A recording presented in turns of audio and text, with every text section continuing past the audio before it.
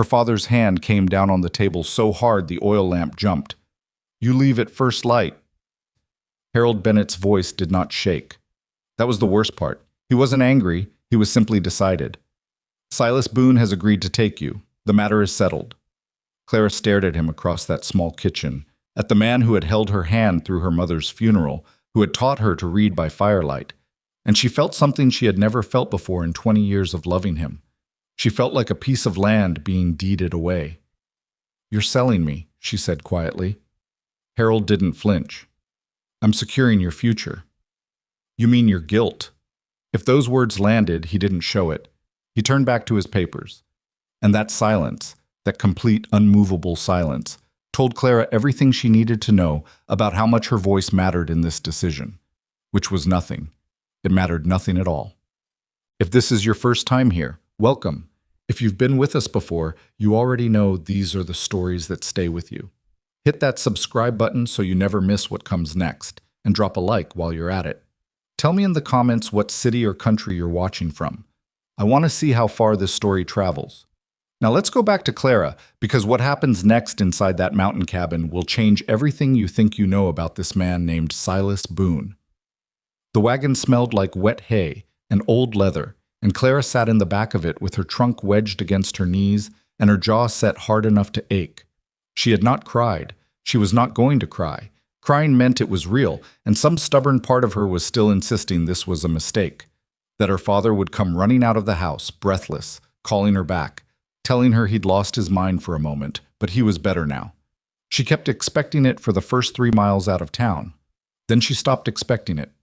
The driver, a weathered man named Chet, who hauled supplies up to Frost Hollow twice a month, said nothing to her for the first hour. He had the good sense to recognize when a woman was holding herself together by a thread, and the better sense not to touch that thread. Clara watched the valley below drop away as the trail climbed. She had grown up in the lower settlement, soft land, green summers, neighbors close enough to call out to. She knew what winter in Frost Hollow meant. Everybody did. They talked about it the way people talk about something they respect and fear in equal measure, like a river that has drowned men before and will drown men again. You didn't settle Frost Hollow unless you had no other choice, or unless you were the kind of person who wanted to be left alone. She hadn't thought much about what that said about Silas Boone, until now. "You know him?" she asked Chet finally. The old man glanced back at her, seemed to weigh something. "Boone? Some. What's he like?" Chet took a long time with that, long enough that Clara started to feel the particular dread of an answer being chosen carefully rather than given honestly. "He's quiet," Chet finally said. "Quiet like peaceful or quiet like dangerous?" Chet almost smiled. "Quiet like a man who decided a long time ago that most words are a waste of breath." That was not reassuring. Clara turned back to the mountain. She had been given no real information. That was the part that grounded her the most. Not just the decision itself, but the way it had been delivered. As though she were a child being told where she would sleep on a family trip. Her father had said Silas was capable and well regarded by the men who knew him. He had said the cabin was adequate.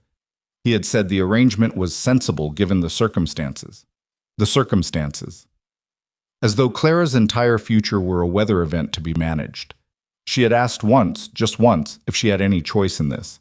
Her father had looked at her with those tired, guilty eyes of his, and he had said, "Clara, I am not going to live forever." Which was true. Harold Bennett had a cough that had turned into something worse over the past year, something the doctor in town described with words Clara didn't fully understand, but which settled into her chest like a stone regardless. Her father was afraid. She understood that. I was afraid of leaving her alone in a world that was not gentle to young women without money or family, and so he had done what men of his generation did when they were afraid. He had made a decision and called it love. Clara understood all of it. She just didn't forgive any of it. The cabin came into view in the late afternoon when the light was going gray and flat across the snow-covered valley. It was larger than she'd expected. That was the first thing. She had pictured something small and dark and smelling of animal hides, a trapper's den, barely fit for one. What she saw instead was a solidly built structure with a covered porch, stacked firewood running the full length of one wall, and smoke coming steady and even from the chimney. Someone had cleaned the porch recently. She could see the sweep marks.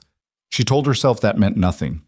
Chet pulled the wagon up to the front and set the brake, and Clara sat there for a moment, not moving. The door to the cabin opened. The man who stepped out was tall, genuinely tall. Not the exaggerated tall of stories, but the kind of height that makes a person seem built for difficult terrain. He wore a heavy work coat, dark with use, and his face was weathered in the way that comes from years outside rather than years of age. She guessed him at around 30, though it was hard to be certain. He had the kind of face that had stopped being young without quite becoming old. He looked at the wagon. He looked at her. He didn't smile, but he also didn't look unwelcoming.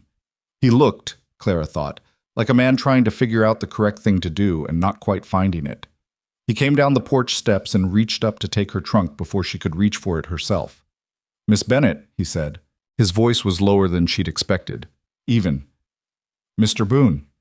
She climbed down without taking the hand he briefly offered, which was petty, and she knew it was petty, and she did it anyway.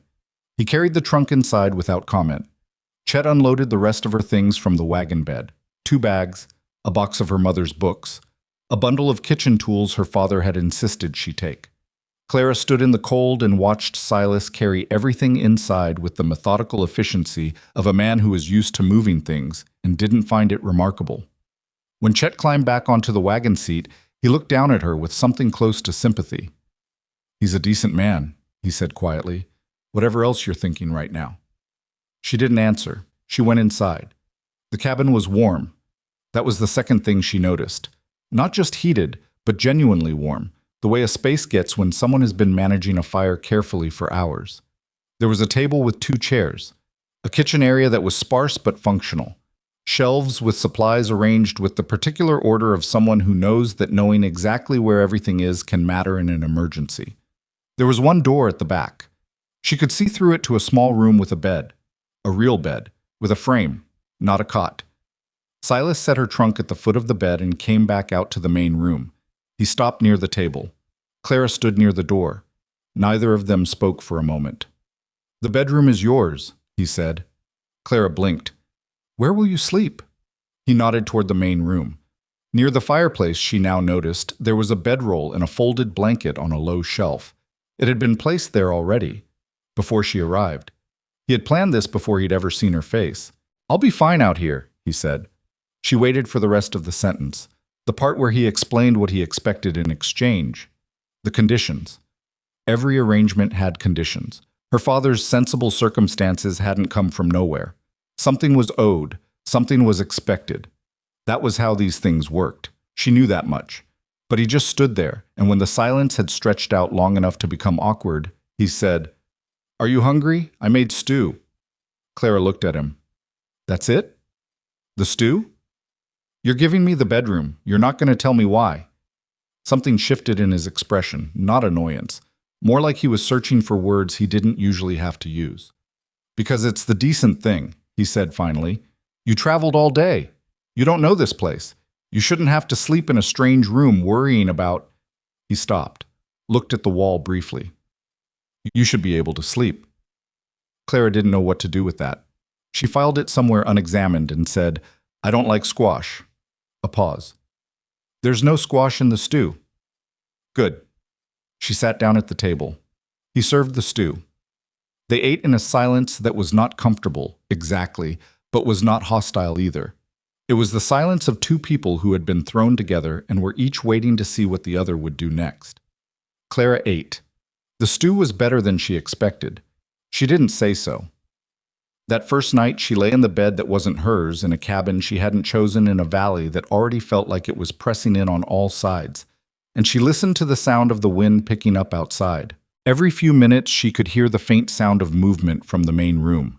Silas shifting on his bedroll, the soft thud of him adding wood to the fire. He added wood to the fire twice in the night. She knew, because both times the light under the door changed slightly. He was keeping the cabin warm enough for the bedroom. For her. She pressed her face into the pillow and felt something she deeply resented. The first thin crack in her certainty that this was a simple situation with a simple villain. She had come here with her anger organized. Her father had sold her future, and Silas Boone had bought it, and those were the roles assigned, and she intended to hold both men to them. It was cleaner that way. Anger, at least, kept her from having to figure out what she actually felt. But the fire kept burning through the night, and the room stayed warm, and Silas Boone slept on a cold floor and asked her for nothing. In the morning, she woke before dawn to find coffee already made. Silas was gone. She could see his boot tracks in the thin snow near the door, heading toward the tree line. He had left without waking her. There was a note on the table. 3 words, written in the plain, careful handwriting of someone self-taught. Back by noon. Clara sat with her coffee and looked at those 3 words for longer than she meant to. It was such a small thing, such a basic, unremarkable courtesy, telling someone when to expect you back. Her father hadn't bothered with that kind of thing for years, hadn't thought it necessary. She folded the note and put it in her pocket without quite knowing why. By the time Silas returned, at noon exactly, as promised, Clara had rearranged the kitchen to something more logical and was in the middle of mending a tear in one of her dresses. He came in cold and windburned and carrying a brace of rabbits, and he noticed immediately that the kitchen was different, but said nothing about it. Just hung the rabbits, washed his hands, and asked if she'd eaten. "I can feed myself," she said. "I know." He sat down at the table across from her and started cleaning one of his knives. "Didn't ask if you could. Asked if you did." She had in fact eaten. She told him so. He nodded and went back to the knife. The afternoon passed like that, both of them in the same space, doing different things, not quite ignoring each other. It was strange and strained and oddly functional. Clara had expected confrontation, or at minimum the low hum of tension that comes with expectation. When is she going to be a wife? When is she going to perform the role she was brought here to perform? She kept waiting for it. It didn't come. On the 3rd day, she made supper without being asked. It wasn't a concession. She simply ran out of things to do, and the kitchen was there, and she was good at it. She made biscuits from the flour on the shelf and a broth from the last of the rabbit bones. Silas came in at dusk and sat down and ate everything on his plate and said quietly, "That's good." Clara said, "I know." He looked up at her. Something in his eyes shifted, and for just a moment she saw something that wasn't carefully managed blankness, something that might have been amusement, or the beginning of it. She looked away first. That night, when the wind came down off the mountain with the particular savagery of an early winter threatening to arrive before anyone was ready, Clara lay in bed and thought about what Chet had said. A decent man. Whatever else you're thinking right now, she was thinking a lot of things. She was thinking about her father's trembling hands when he'd handed her the travel bag. She was thinking about her mother's kitchen, which had smelled like dried herbs and wood smoke, which she would never stand in again. She was thinking about the life she had imagined for herself, loose and vague as it had been, something with more choice in it, something that had felt like hers. And she was thinking, against her will, against every wall she had built in the past week, about a man who slept on a cold floor and kept a fire burning all night and came home exactly when he said he would. She hadn't forgiven anyone. She wasn't ready for that. But somewhere in the dark, with the wind screaming down the mountain and the fire crackling steadily in the next room, Clara Bennett acknowledged to herself, only in the dark, that the enemy she had been expecting had not shown up, and that terrified her far more than if he had.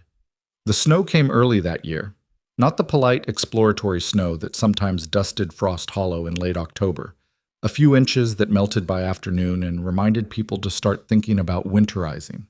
This was the other kind, the kind that arrived overnight without warning and buried the world while everyone slept, so that when Clara pushed open the cabin door on that first Monday of November, she was looking at nearly 2 feet of it, and the sky above the tree line promised more before dark. She stood in the doorway for a moment, her breath coming out in clouds, and thought, "This is what I live in now." Silas was already gone. His boot tracks disappeared into the white, heading northeast toward the ridge. He'd been up before her again. She was starting to suspect he didn't sleep much, or that he slept the way certain animals did, alert and ready, one sound away from being fully awake. She'd tried once to wake earlier than him, just to see if it was possible. She'd gotten up before the sun and found the fire already rebuilt and a pot of oats already hanging over it, and his tracks already old in the frost outside the door. She stopped trying to beat him to the morning. What she couldn't stop was noticing him. That was the problem that had been growing in her since the first week, slow and inconvenient as a leak in a roof. Small enough to ignore until suddenly the ceiling was wet. She noticed the way he moved around the cabin when she was working in it, always making room without being asked. She noticed how he never entered a room and immediately occupied all the air in it, the way some men did. She noticed that he'd quietly replaced the latch on the bedroom door without mentioning it, so that it actually held now instead of swinging open in the night. She noticed these things, filed them, and felt irritated at herself for filing them. The snow changed everything about daily life in Frost Hollow. It was not a romantic transformation. The cold was not the kind that made the world look peaceful and clean. Or rather, it looked that way for about the first hour of morning, and then it was just an obstacle. Water had to be hauled and melted. The path to the outhouse became a misery. Firewood, which had seemed plentiful on the porch, was clearly going to need supplementing before February. Clara learned quickly that winter on this mountain was not something you endured. It was something you managed hour by hour with both hands. The other settlers came by in those first weeks more than she expected. She'd assumed the valley would be isolating, had dreaded it, in fact, but Frost Hollow was a small enough community that people looked after the shape of each other's lives. Women came to meet her, some with genuine curiosity, and some with the particular wariness of people who had been in a place long enough to be suspicious of newcomers. She met Ruth Alderman, who ran the trading post with her husband, and had a directness that Clara found almost bracing after weeks of trying to read Silas's silences. She met a young widow named Patience Holt, who had 2 small boys and the kind of tired eyes that come from fighting every day and not always winning. And she learned things about Silas from these women that he had never said himself. It was Ruth who mentioned it first, offhandedly, while they were sorting through bolts of winter fabric. "Your husband came by in September before you arrived," she said. "Bought enough to make blankets.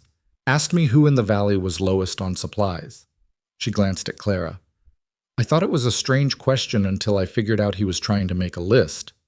"A list?" Clara repeated, "of who would need the most help this winter." Ruth folded a length of wool with practiced hands. "He does this every year. He just does it quieter than most." Clara went home and thought about that. Then, a week later, Patience Holt came by the cabin with her 2 boys on a Thursday afternoon, ostensibly to return a pot she'd borrowed from Silas 3 months earlier. The boys were maybe 4 and 6, both of them red-cheeked and too thin in a way that made Clara's chest hurt. She fed them biscuits while their mother sat at the table and gripped her coffee cup like it was the warmest thing she'd touched all week, which it probably was. "Silas fixed our roof last month," Patience said, not looking at Clara directly. "I didn't ask him. I didn't even know he'd noticed it was going bad. I just came home one afternoon and it was done." She paused. "He's never asked me for anything for it." Clara was quiet. "I just thought you should know," Patience added, "in case you were wondering what kind of man you'd married." "We're not," Clara started, then stopped. Technically, they were not married yet. The arrangement had been made, but no ceremony had taken place, a detail Clara clung to with more desperation than she wanted to admit. "He doesn't talk about what he does," she said instead. Patience looked at her then, with those tired, clear eyes. "No," she said. "He wouldn't." After they left, Clara stood in the kitchen and stared at the wall for a while. The pot Patience had returned was sitting on the shelf. It was a good pot. Heavy, well-made, the kind of thing Silas clearly kept because things in Frost Hollow needed to last. He'd lent it to a widow with 2 children without thinking twice, and he'd fixed her roof without being asked, and he'd slept on the floor of his own cabin for 3 weeks, and never once made her feel like she owed him for it. She picked up the pot, put it back on the shelf, and went to the window. Outside, the snow was falling again. She was still angry at her father. That part hadn't changed. She wanted to be clear about that, at least in her own mind. One decent man didn't cancel out another man's choices. Harold Bennett had still sent her here without asking her. That was still true. The wound of it was still there, still real, still raw around the edges when she poked at it. But it was getting harder to pretend that the man her father had sent her to was the enemy she'd arrived ready to fight. Silas came in that evening just as she was finishing supper, stamping snow off his boots with the methodical routine she'd memorized without meaning to. Left boot, right boot, coat hung on the second peg, hat on the first. He'd been gone longer than usual, and he looked tired in a way that was specific. Not the tiredness of a man who'd worked hard for himself, but the particular weariness of a man who'd been helping someone else. "The Fenner place," he said when she asked, which surprised her. He didn't always explain where he'd been. Martin Fenner tried to bank too much in the chimney and started a fire. Nothing took, but they lost some supplies, burned through the kitchen wall. He sat down heavily. I helped them board it up. Clara put a plate in front of him. Will they be all right? He looked at the plate, then up at her. The question seemed to catch him off guard. Not the question itself, but maybe the fact that she'd asked it. They'll be short, he said. I'll bring some things over in the morning. I'll pack them. Another pause. You don't have to. I know I don't have to. She sat down across from him. It'll take me half the time to pack it properly as it would you. He looked at her for a moment. Something in his face was doing that thing again. The thing where the blankness shifted slightly, like light moving under ice. All right, he said. They ate. The fire snapped. Outside, the wind was the usual minor disaster it became every night. Why did you agree to this? Clara asked. She hadn't planned to ask it. It came out the way questions do when you've been holding them too long and your hands get tired. The arrangement. My father came to you, or you went to him. I still don't know which, but you agreed to take me in. I want to know why. Silas set down his fork, looked at the table for a moment. Your father came to me, he said, in August. He was worried about you. I know he was worried about me. I want to know why you said yes.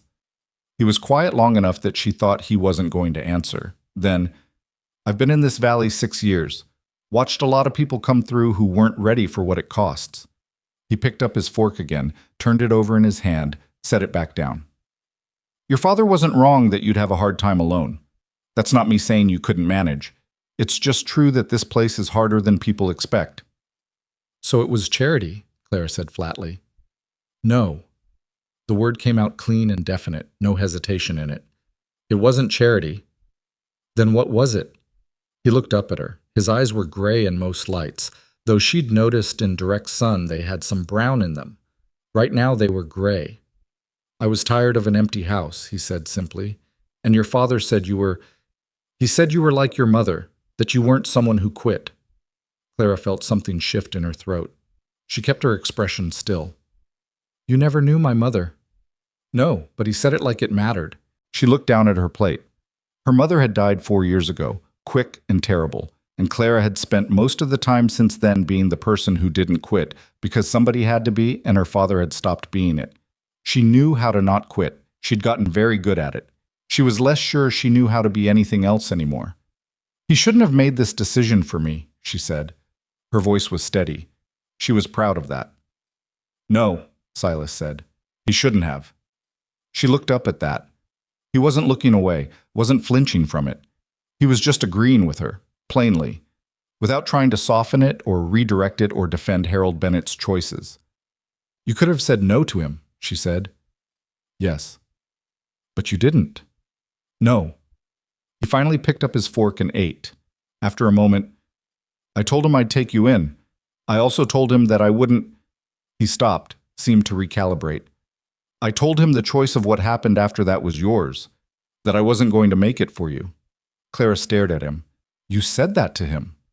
Before I ever met you.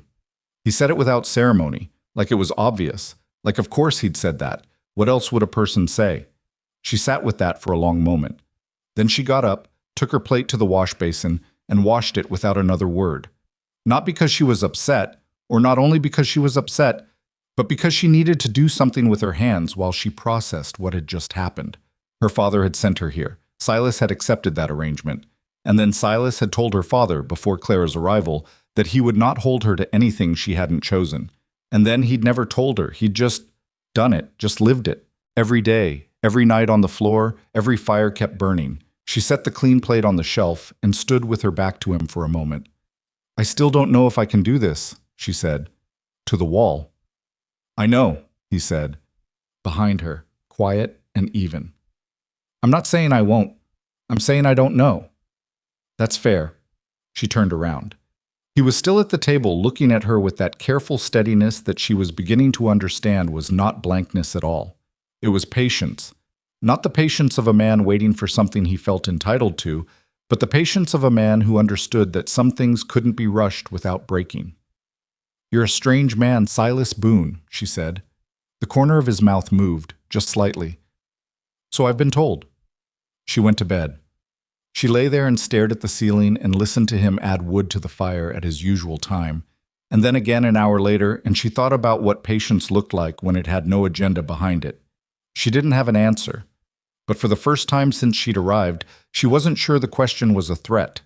November deepened and turned brutal in the way Frost Hollow winters did, not steadily, not in stages, but in lurches, like something coming loose at the top and rolling faster. There were days of bitter cold followed by a brief cruel thaw that turned everything to ice before freezing hard again, and then a week of storms that kept even Silas closer to home than usual. Those were the days Clara learned the most about him without meaning to. She learned that he whittled, not decoratively. He made useful things, handles and wedges and pegs, the kind of small objects a cabin constantly consumed. He did it in the evenings near the fire, and he was good at it in the unshowy way. He was good at everything, and he never called attention to it, just made the things and put them where they were needed. She learned that he couldn't sleep when the wind hit a certain pitch, a high, sustained note it sometimes reached around 2 in the morning, because she'd woken once to find the fire much brighter than usual and heard him moving in the main room. She'd gotten up and cracked the bedroom door and seen him sitting at the table with a cup of something warm, just sitting, not doing anything, just waiting for the wind to change. She hadn't said anything. She'd gone back to bed and listened to the wind until it dropped, and then heard him finally settle back onto his bedroll. She didn't mention it to him.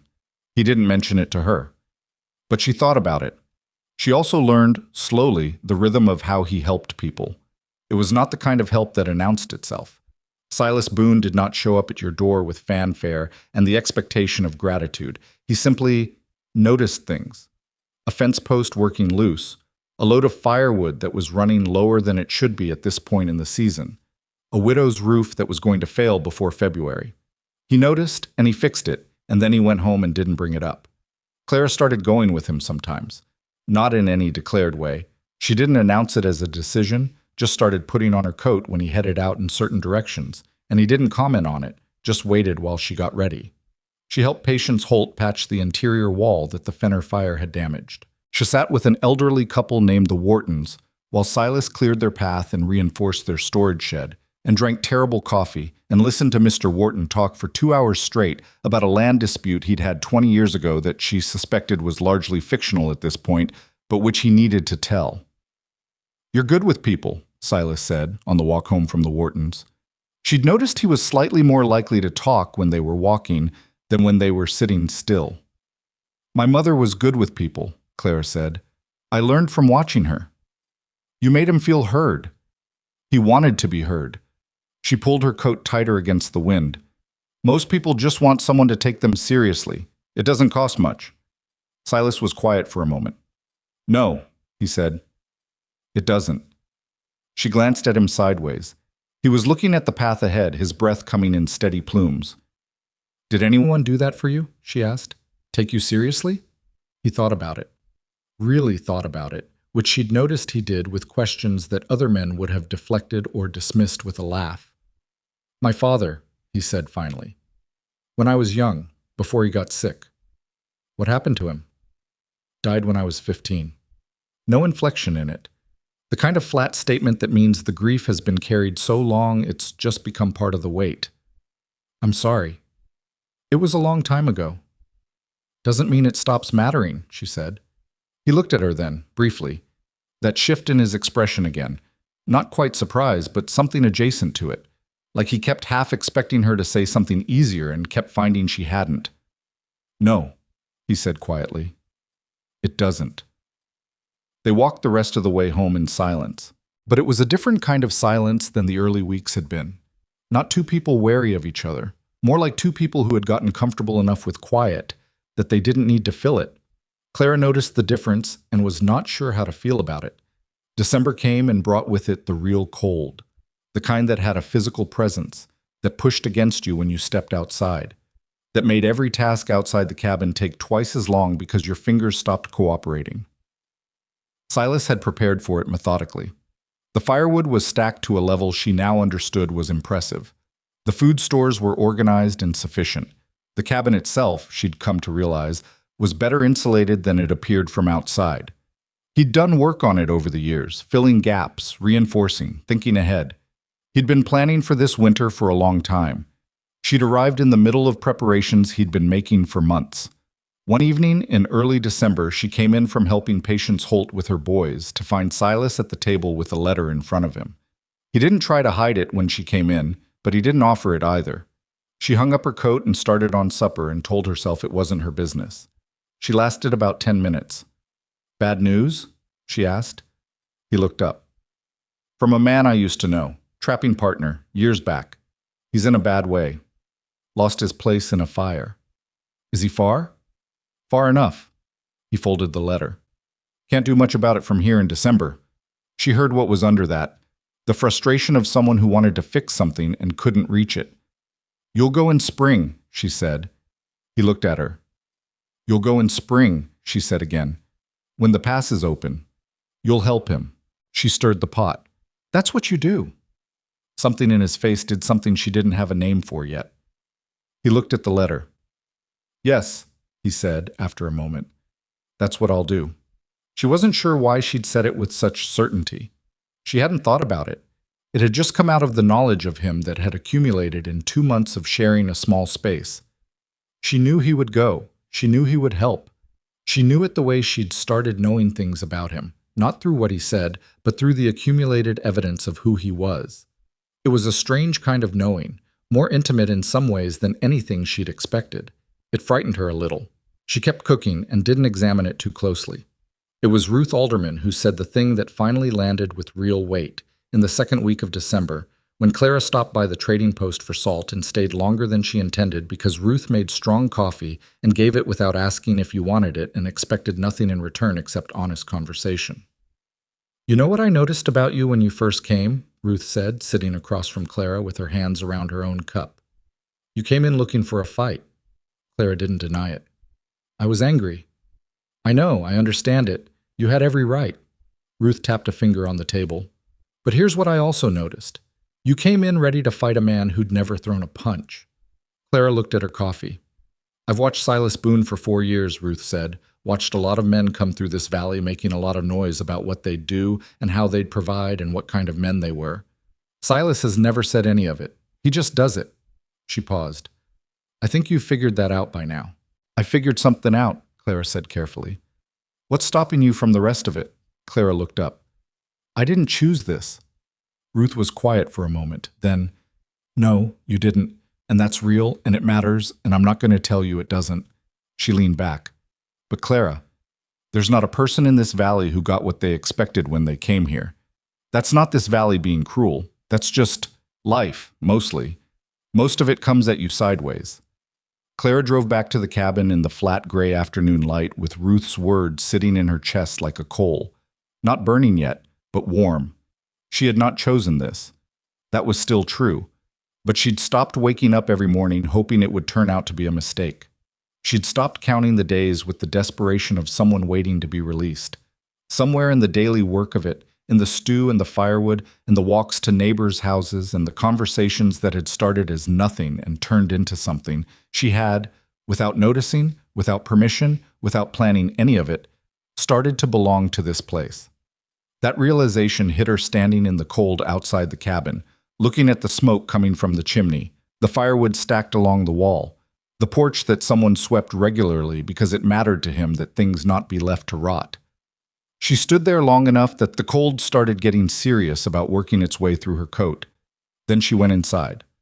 Silas was at the table with his knife and a piece of ash wood, shaping something she couldn't identify yet.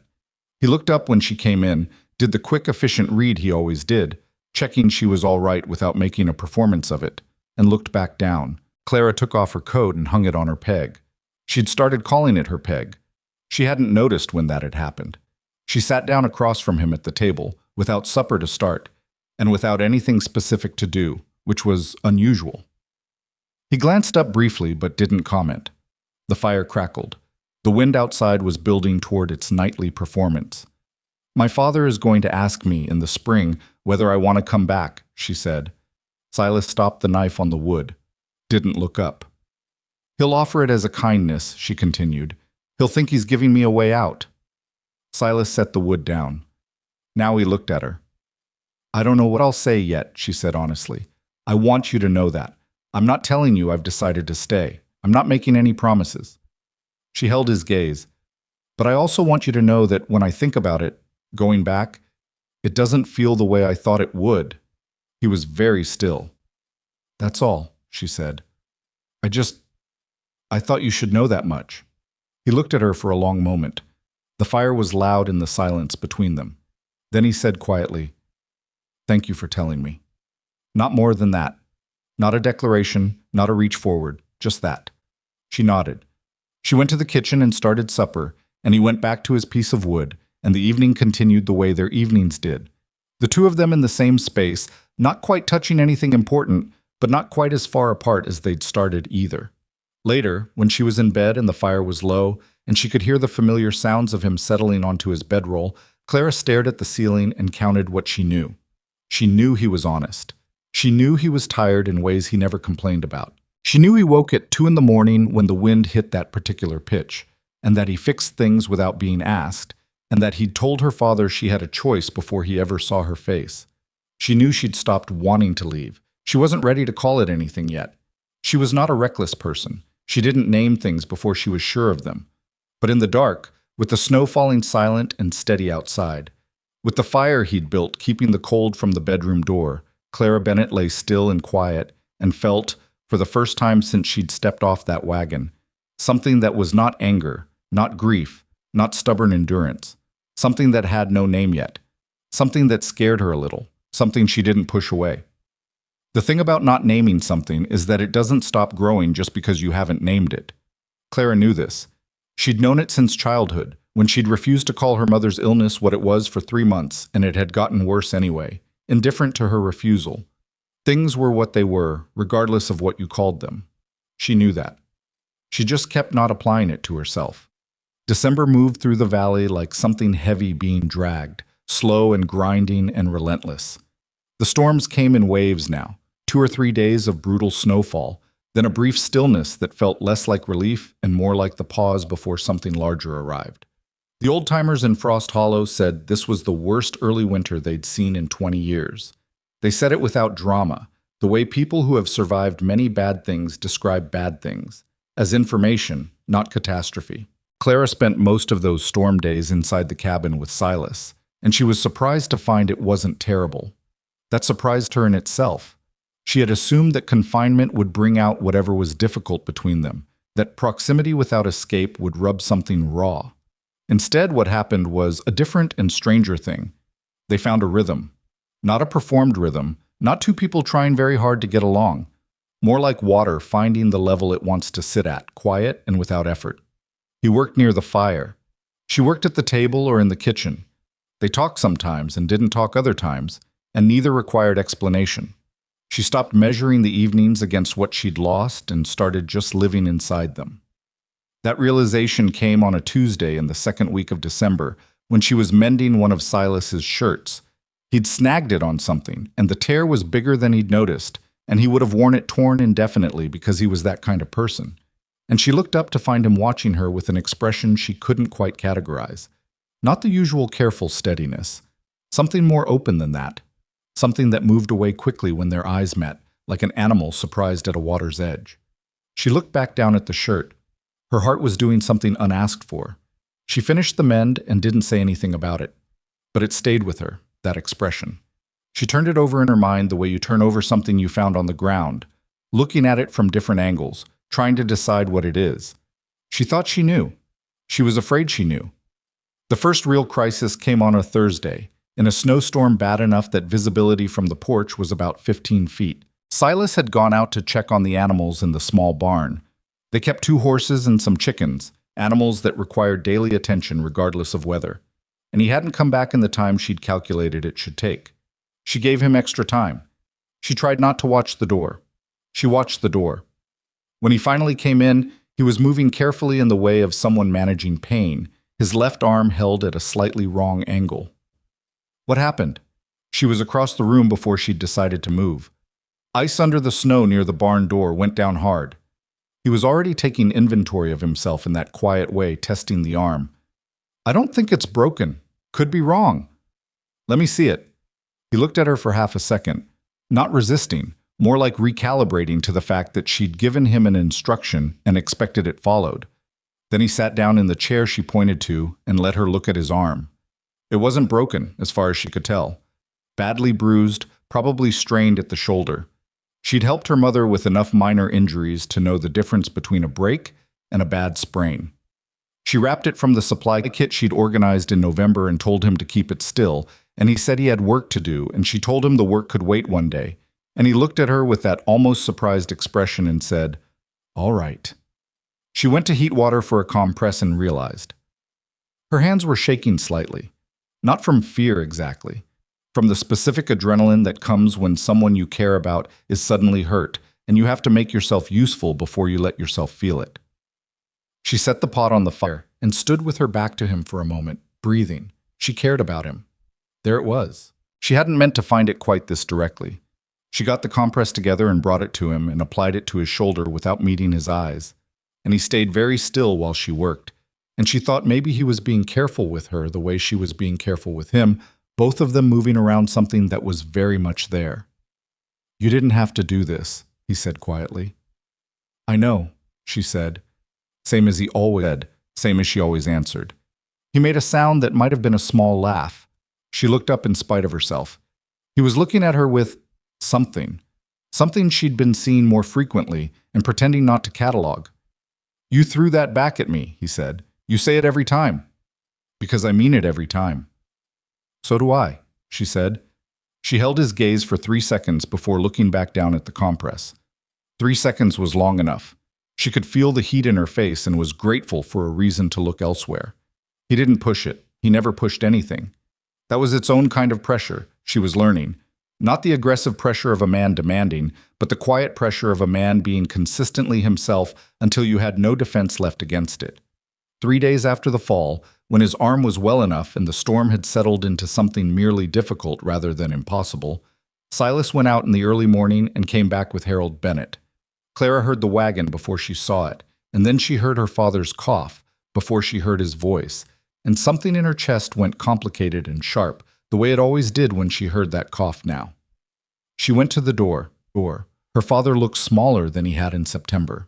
It had only been 3 months, but winter had a way of compressing things, and the illness had continued its slow work.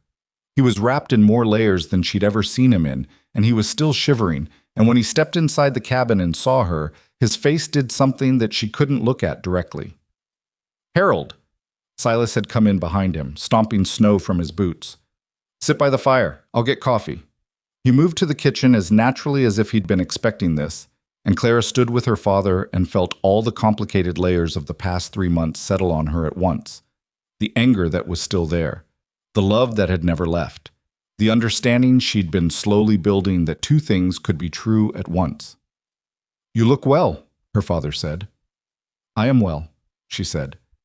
And then, because she was her mother's daughter and her mother had never wasted time getting to things, "You should have let me choose, Papa."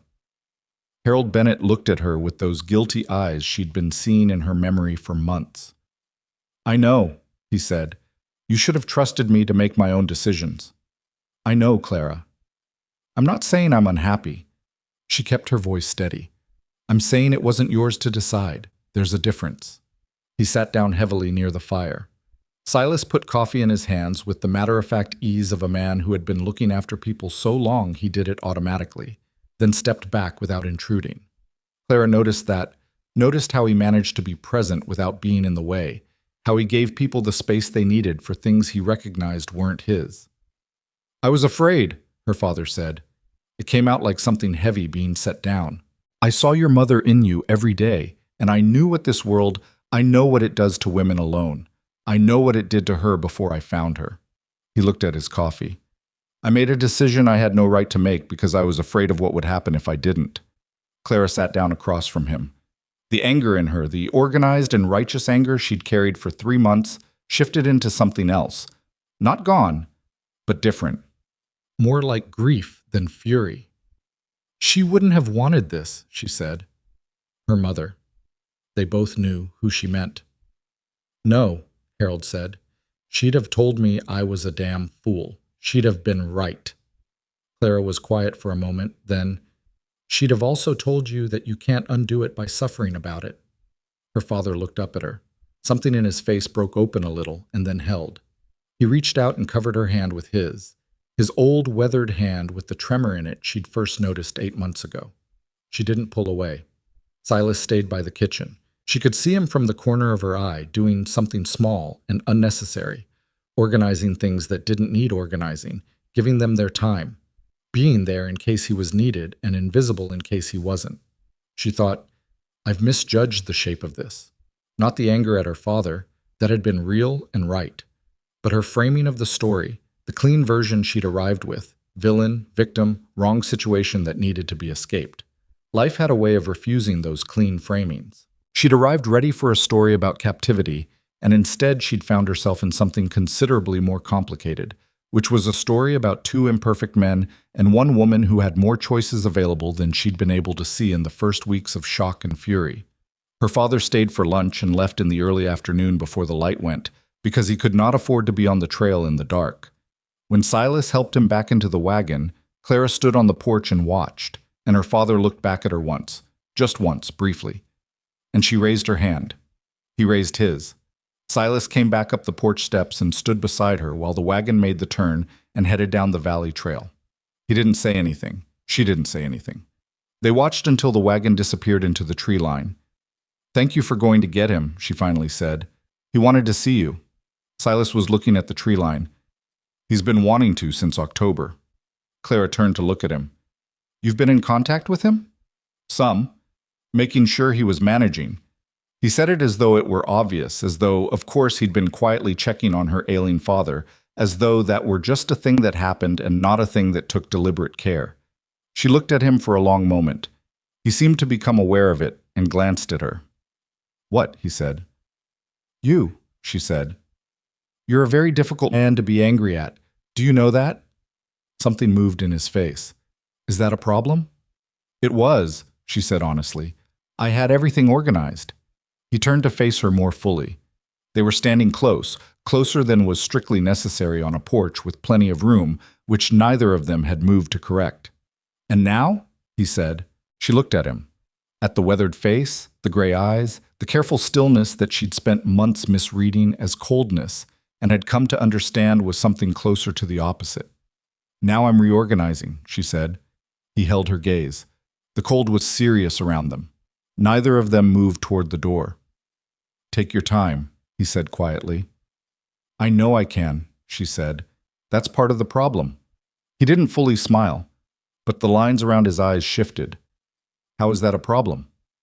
"Because it means I can't be angry about it." He did almost smile then, just briefly, just barely, and she turned and went inside before she did something she hadn't finished thinking through yet. The revelation came not with drama, but with cold.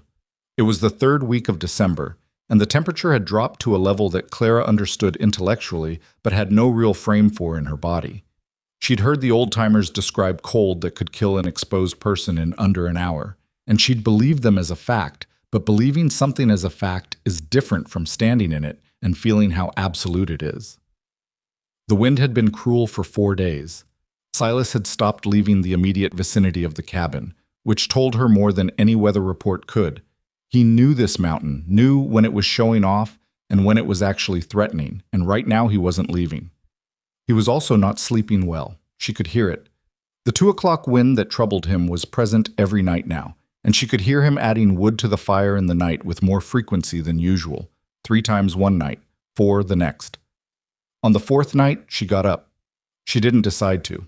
She just got tired of lying there knowing he was awake and not sleeping either, and something in her had quietly stopped caring about what the gesture meant, and started caring more about the fact of it. She wrapped herself in the heavy blanket from the bed and opened the bedroom door. He was sitting at the table. A candle was lit.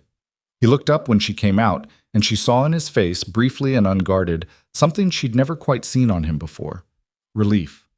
Small. Quickly managed. But there. She sat down across from him. "Can't sleep?" she said. "No." "The wind?" He nodded, looked at the candle. "It doesn't—" He stopped. "There was a night, 7 years ago. I was caught out on the ridge in weather like this. Thought I wasn't going to make it." He said it matter-of-factly, without drama. Every time it gets to this pitch, I'm back there for a while. Clara looked at him. Does it help to have someone up with you? He seemed to consider whether to be honest. Yes, he said.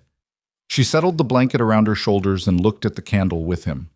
They sat like that for a while, not talking, the fire burning steady and the wind doing what it did. And Clara thought about what it cost him to say that. Yes, a man who never asked for anything, who slept on floors and fixed other people's roofs and kept fires burning all night so one room would stay warm. What was it like? She asked. That night on the ridge, he told her. Quietly, without making it more than it was. He'd been tracking a line of traps, pushed farther than he should have, trusted the weather to hold longer than it did, found a cluster of rocks barely big enough to break the wind and spent the night in them waiting to see which way things went. The cold had gotten into his hands badly. She noticed now, as she hadn't fully before, the way the two smallest fingers on his left hand sometimes moved slightly wrong, a remnant of that night. Were you scared? She asked. He thought about it. Partway through, yes. At the beginning, I was just trying to stay useful, doing things, moving. He looked at his hands. The scared part came when there was nothing left to do and I had to just wait. Clara understood that particular order of fear. Do first, feel later, when there's no more doing left. She'd lived inside that order for years. That's when it's worst, she said, when you run out of things to do. Yes. He looked up at her. My mother died like that, Clara said. She hadn't talked about this with anyone here. She hadn't been sure she could, or that she'd wanted to. But it was almost 1 a.m. and the wind was enormous outside, and something about the dark and the candle made it possible. She was sick for a long time, and then she was sicker, and then there was nothing more to do except watch. That was the part I couldn't. She stopped. I kept inventing tasks. Things to clean, things to prepare. My father just sat with her. He could do that. I couldn't. You were 20, Silas said. 18, 19 by the end. She looked at the candle. I still feel like I failed her somehow. I know I didn't, but it's there. That's grief, he said simply. It's not rational. No, it isn't. She met his eyes. You know that too. My father. He nodded. 15 years and I still reach for something to say to him sometimes, when I've done something I'm not sure about. That was more than he'd ever said about his father at once. She held it carefully, not pressing, not expanding. What would he say? She asked. If you could ask him something right now. Silas was quiet for a moment. The wind hit the cabin in a long gust and then backed off. I'd ask him if I'm doing this right, he said. This, he gestured vaguely at the space between them and at the cabin around them. I haven't done this before. Any of it. Clara looked at him. The candle threw soft light across his face. He was looking at the table and he was being completely honest with her, more honest than she'd ever heard him, and she understood this cost him something because he was not a man who let things be uncertain if he could help it. Neither have I, she said. He looked up. I haven't done this either, she said. Any of it. He held her gaze for a long time. The wind eventually pulled back to something less violent, the way it did in the deep of the night sometimes. One long, terrible gust, and then a rest. The candle steadied. You should go back to sleep, he said. You'll be cold. I'm not cold.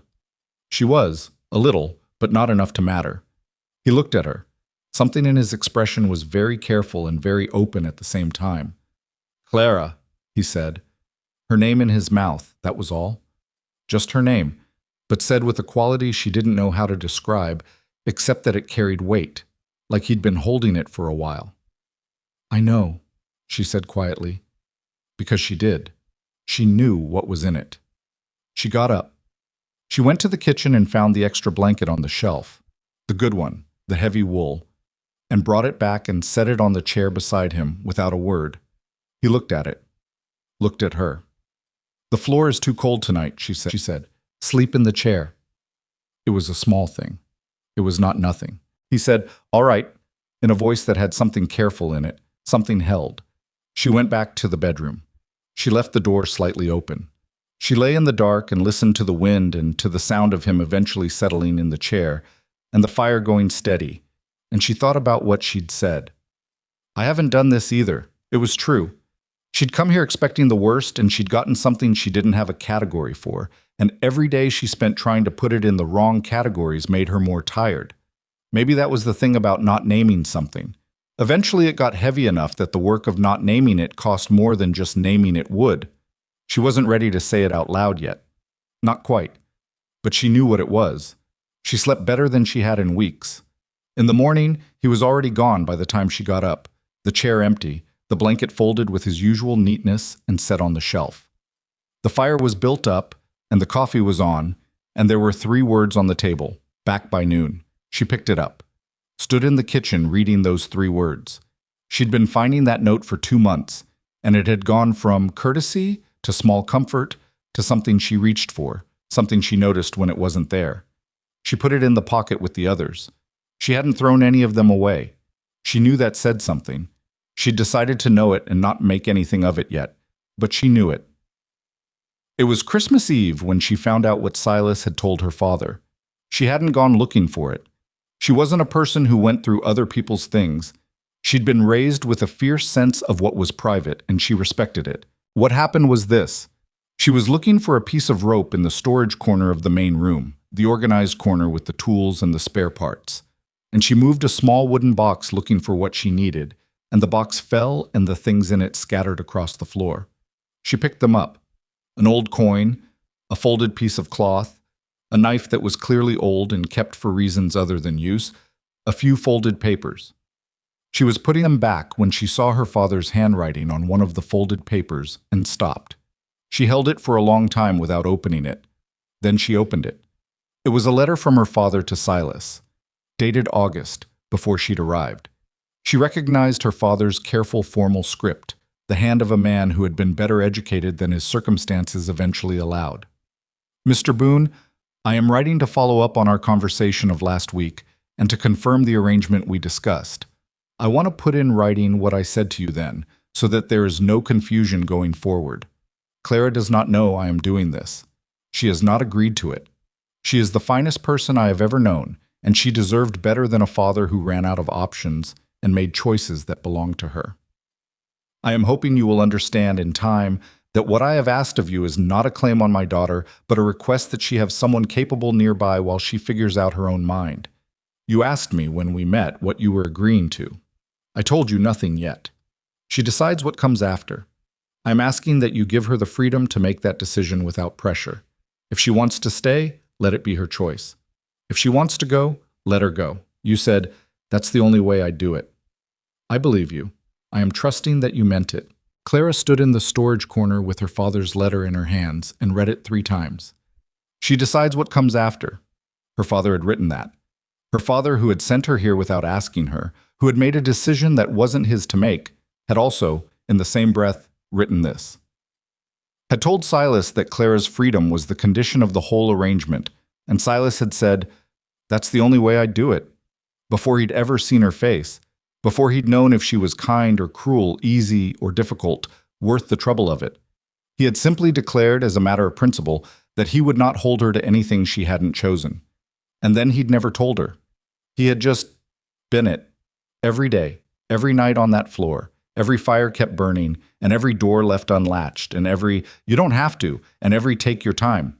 He'd built the entire architecture of the past 3 months on that principle without ever once making it explicit, never used it as a thing to be owed, never offered it as evidence of his virtue. She sat down on the floor right there, which she almost never did, which was unlike her entirely, and just sat with it. The fire crackled. The wind outside was calm for once. From somewhere far down the valley there was the faint sound of someone's dog.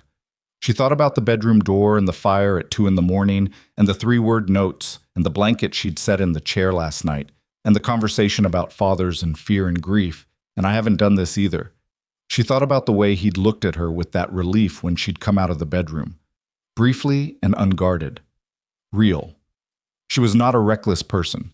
She had never moved without thinking things through, but there was a difference between thoughtfulness and the particular fear of someone who has decided that wanting things is dangerous because wanting things means risking them. She folded the letter carefully, put it back in the box, replaced the box exactly where it had been. Then she stood up, smoothed her skirt, and went to start dinner.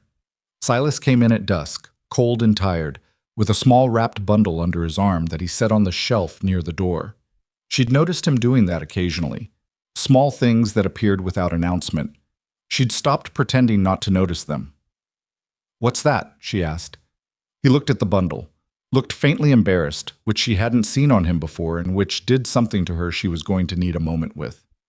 "Christmas tomorrow," he said. "Just something small." She looked at the bundle. She looked at him.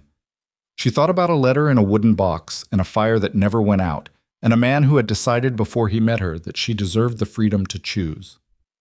"I got you something too," she said. She had. A pair of work gloves she'd made over the past 3 weeks from the heavy leather she'd traded Ruth Alderman a jar of preserves for, cut and stitched in the evenings when he was occupied elsewhere. She'd told herself it was practical. It was. He looked at her with that open expression he couldn't always control. "You made something." "Don't look like that. It's just gloves." "I know what it is." His voice was quiet and specific. "You spent time on it." She looked away and stirred the pot. "Dinner's almost ready." He set the table without being asked. He'd been doing that for about a month, quietly absorbing the rhythm of their evenings and inserting himself into it. She'd never asked him to. He'd just started. They ate together in the light of the fire, the storm holding off for one evening, the valley outside silent and still under its feet of snow. It was Christmas Eve, and it was cold, and the cabin was warm, and the food was decent, and none of it was what she'd imagined her life would look like at 20. It was something else, something she was still finding the edges of. After dinner, she washed the dishes, and he dried them, which was also something that had started happening without discussion.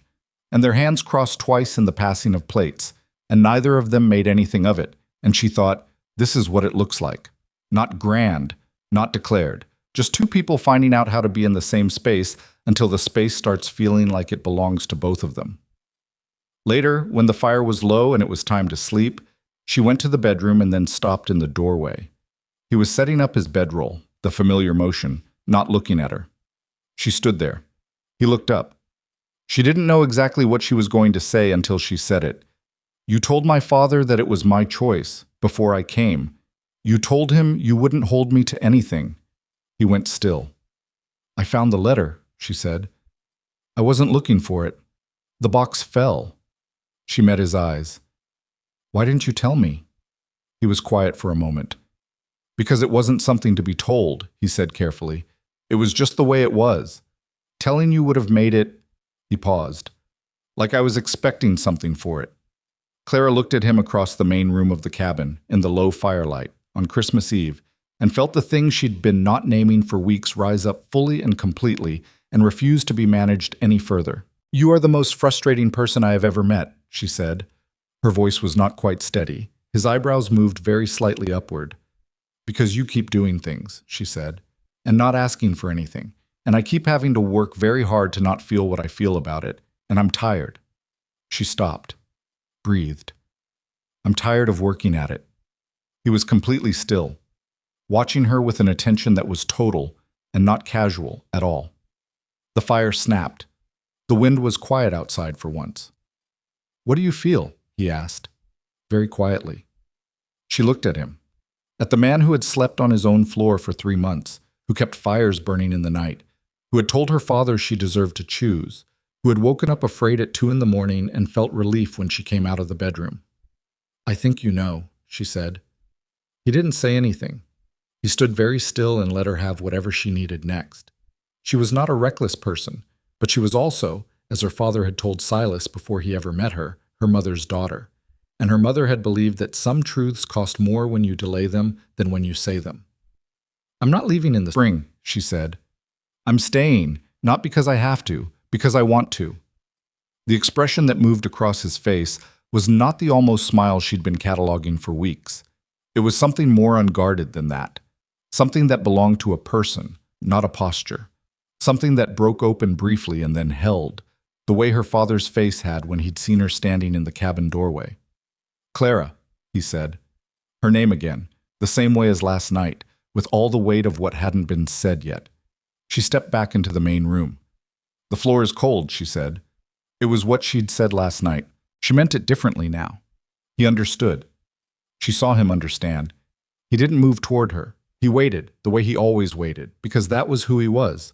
A man who understood that waiting without demand was the whole thing, was the entire point. She was the one who crossed the room. She was the one who chose. She stopped when she was close enough that she could see the specific gray of his eyes in the firelight, the particular lines of his face that she'd been memorizing without meaning to, the hands that fixed things and kept fires and folded notes she'd been carrying in her pocket for months. "I have not done this," she said quietly. "I want to be clear about that." "I know," he said, "and you're going to be patient about it." "Yes," he said, simply, without qualification. She reached up and took hold of the front of his work coat and held it, and stood there for a moment with her forehead almost but not quite against his chest, just feeling the reality of the decision she'd made, the solidity of the person she'd made it toward. His hand came up slowly and rested against the back of her head. That was all. Just that. Outside, the wind picked up briefly and then went quiet. The fire burned steady. The valley sat under its enormous weight of snow, indifferent and enormous and cold as it had always been. Inside the cabin, for the first time since she'd arrived, Clara Bennett felt completely still. She woke up on Christmas morning with a different feeling in the cabin. It wasn't anything she could have pointed to specifically. The fire was the same fire. The light coming under the bedroom door was the same gray-white winter light. The sounds of him moving in the main room were the same sounds she'd been falling asleep to and waking up to for 3 months. But something had settled overnight, the way wet ground settles after rain. The surface unchanged, but the whole structure of it more solid underneath. She lay still for a moment and took inventory of herself. She felt, she decided, like a person who had been bracing for a long time and had finally stopped. It was a strange and slightly disorienting feeling. She wasn't sure her body remembered how to not brace. She got up. She opened the bedroom door. Silas was at the fireplace, crouched to tend it, and he looked up when she came out. The expression on his face, the open one, the one he couldn't fully manage, was there briefly before he settled it back into his usual steadiness. But she'd seen it. She was getting better at catching it in the half-second before he composed himself. "Morning," he said. "Morning." She went to the kitchen and found the coffee already on. Of course it was. They moved around each other getting breakfast together, and it was different from the careful navigation of October or even the easier rhythm of November and December. It was different in a way she didn't have language for yet, except that there was less space being maintained between them. Not dramatically. He didn't suddenly become a man who announced himself or reached for her at every opportunity, because that wasn't who he was and she was grateful for it.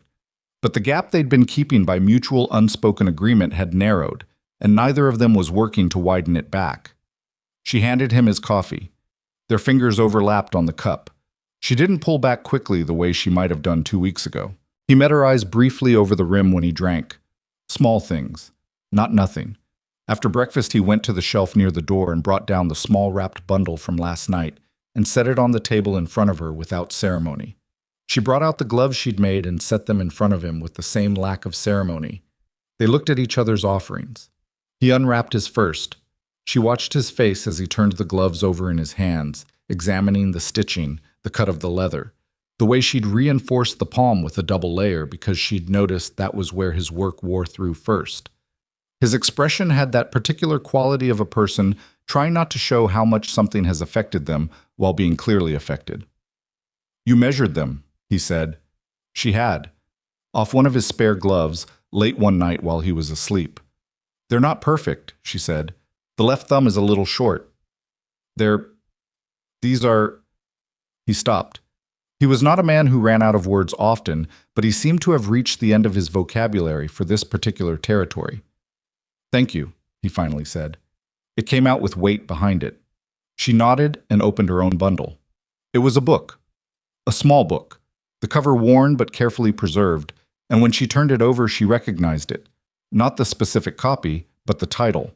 A collection of poems by Emily Bronte. She looked up at him. "You mentioned your mother's books," he said.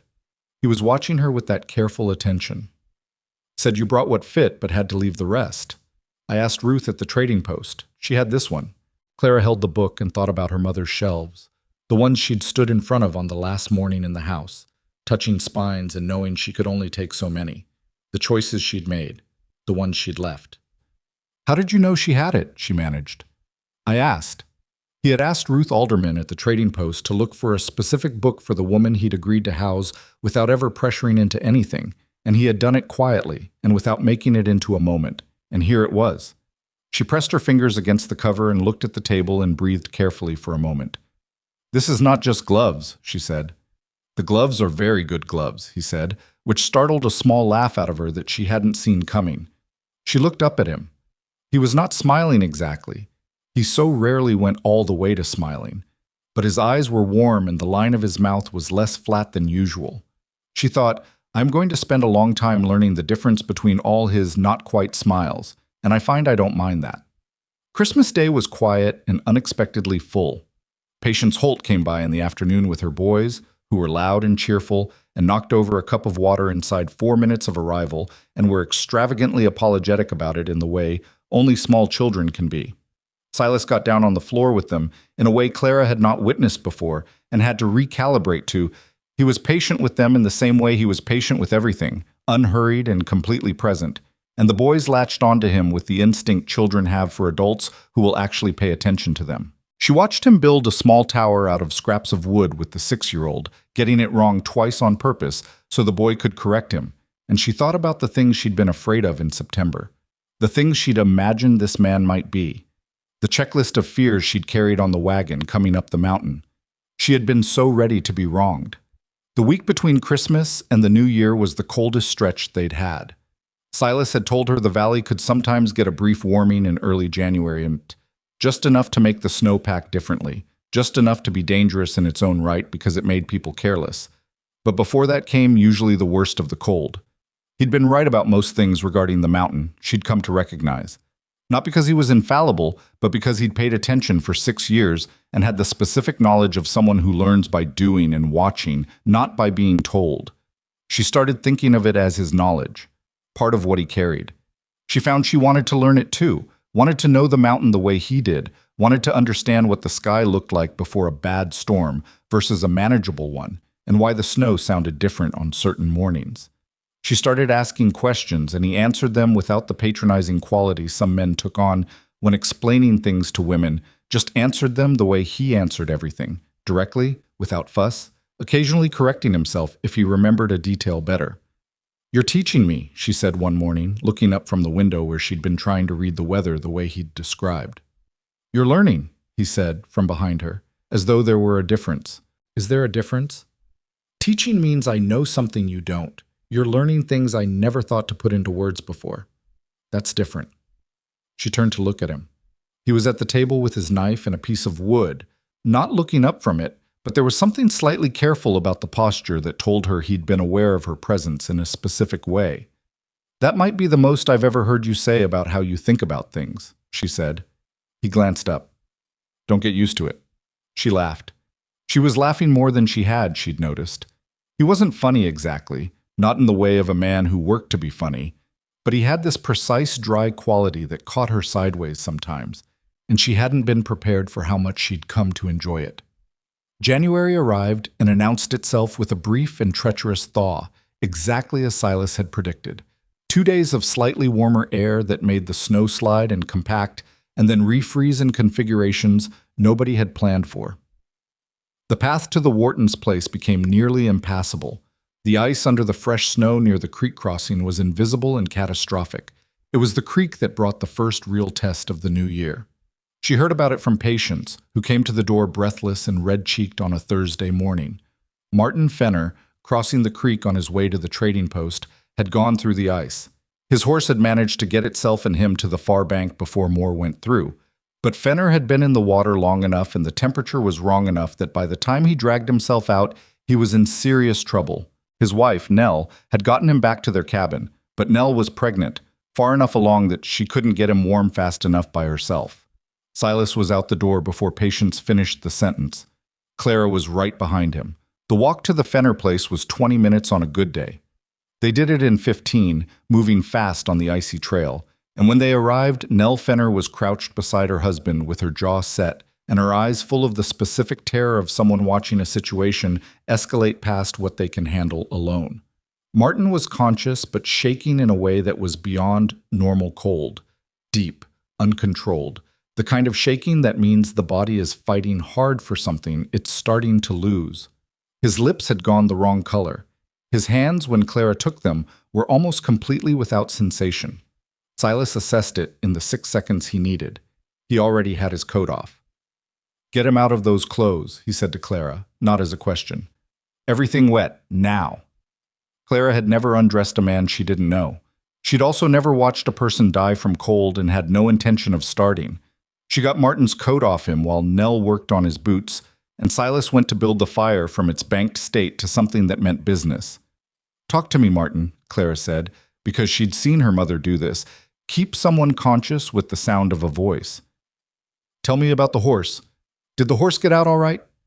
He managed a sentence about the horse, teeth chattering so hard she could barely parse it. She kept him talking while she worked, while Nell layered dry blankets from the chest against the wall, while Silas got the fire going and pulled the bed closer and organized what was there. They worked for 2 hours, not gracefully. It was messy and frightening, and at one point Clara looked at Silas over Martin's head with a question in her eyes, and he gave her back a small nod that said, "Keep going, I think he's turning." She kept going. By mid-afternoon, Martin Fenner's color had come back enough to be encouraging, and his shaking had dropped from uncontrolled to merely severe, and Nell had stopped looking like she was about to shatter into pieces. She sat beside her husband, holding his hand with both of hers, and didn't say anything, which Clara understood. Silas stayed to make sure the fire would hold. Clara made broth from what the Fenners had in their kitchen and got some of it into Martin before she and Silas finally headed home in the early dark. They walked without talking for a while. The cold was serious again, the thaw's reprieve over, the temperature dropping back toward the numbers that made your face ache. "He's going to be all right," Silas said. Not a question. Telling her, because he'd seen enough of this to know. "I know," she said. She'd seen the turn too by the end. "You were good in there." She exhaled a plume of breath. "I was scared." "Yes, you were scared and you kept working. That's the thing." He paused. "Most people stop when they're scared." She thought about that. About the version of herself who'd stepped off that wagon in October, armored and furious, ready for the wrong fight. About how that woman had been scared too. Terrified, actually, under the anger. And had kept going because there wasn't another option. "My mother said something about that," she said, "about fear. She said being brave isn't not being afraid. It's being afraid and deciding the thing in front of you matters more than the feeling." Silas was quiet for a moment. Quiet. Smart woman. The best person I've ever known. Clara said it simply, and the grief in it was clean and old, not the raw kind. "You would have liked her." "I believe it," he said.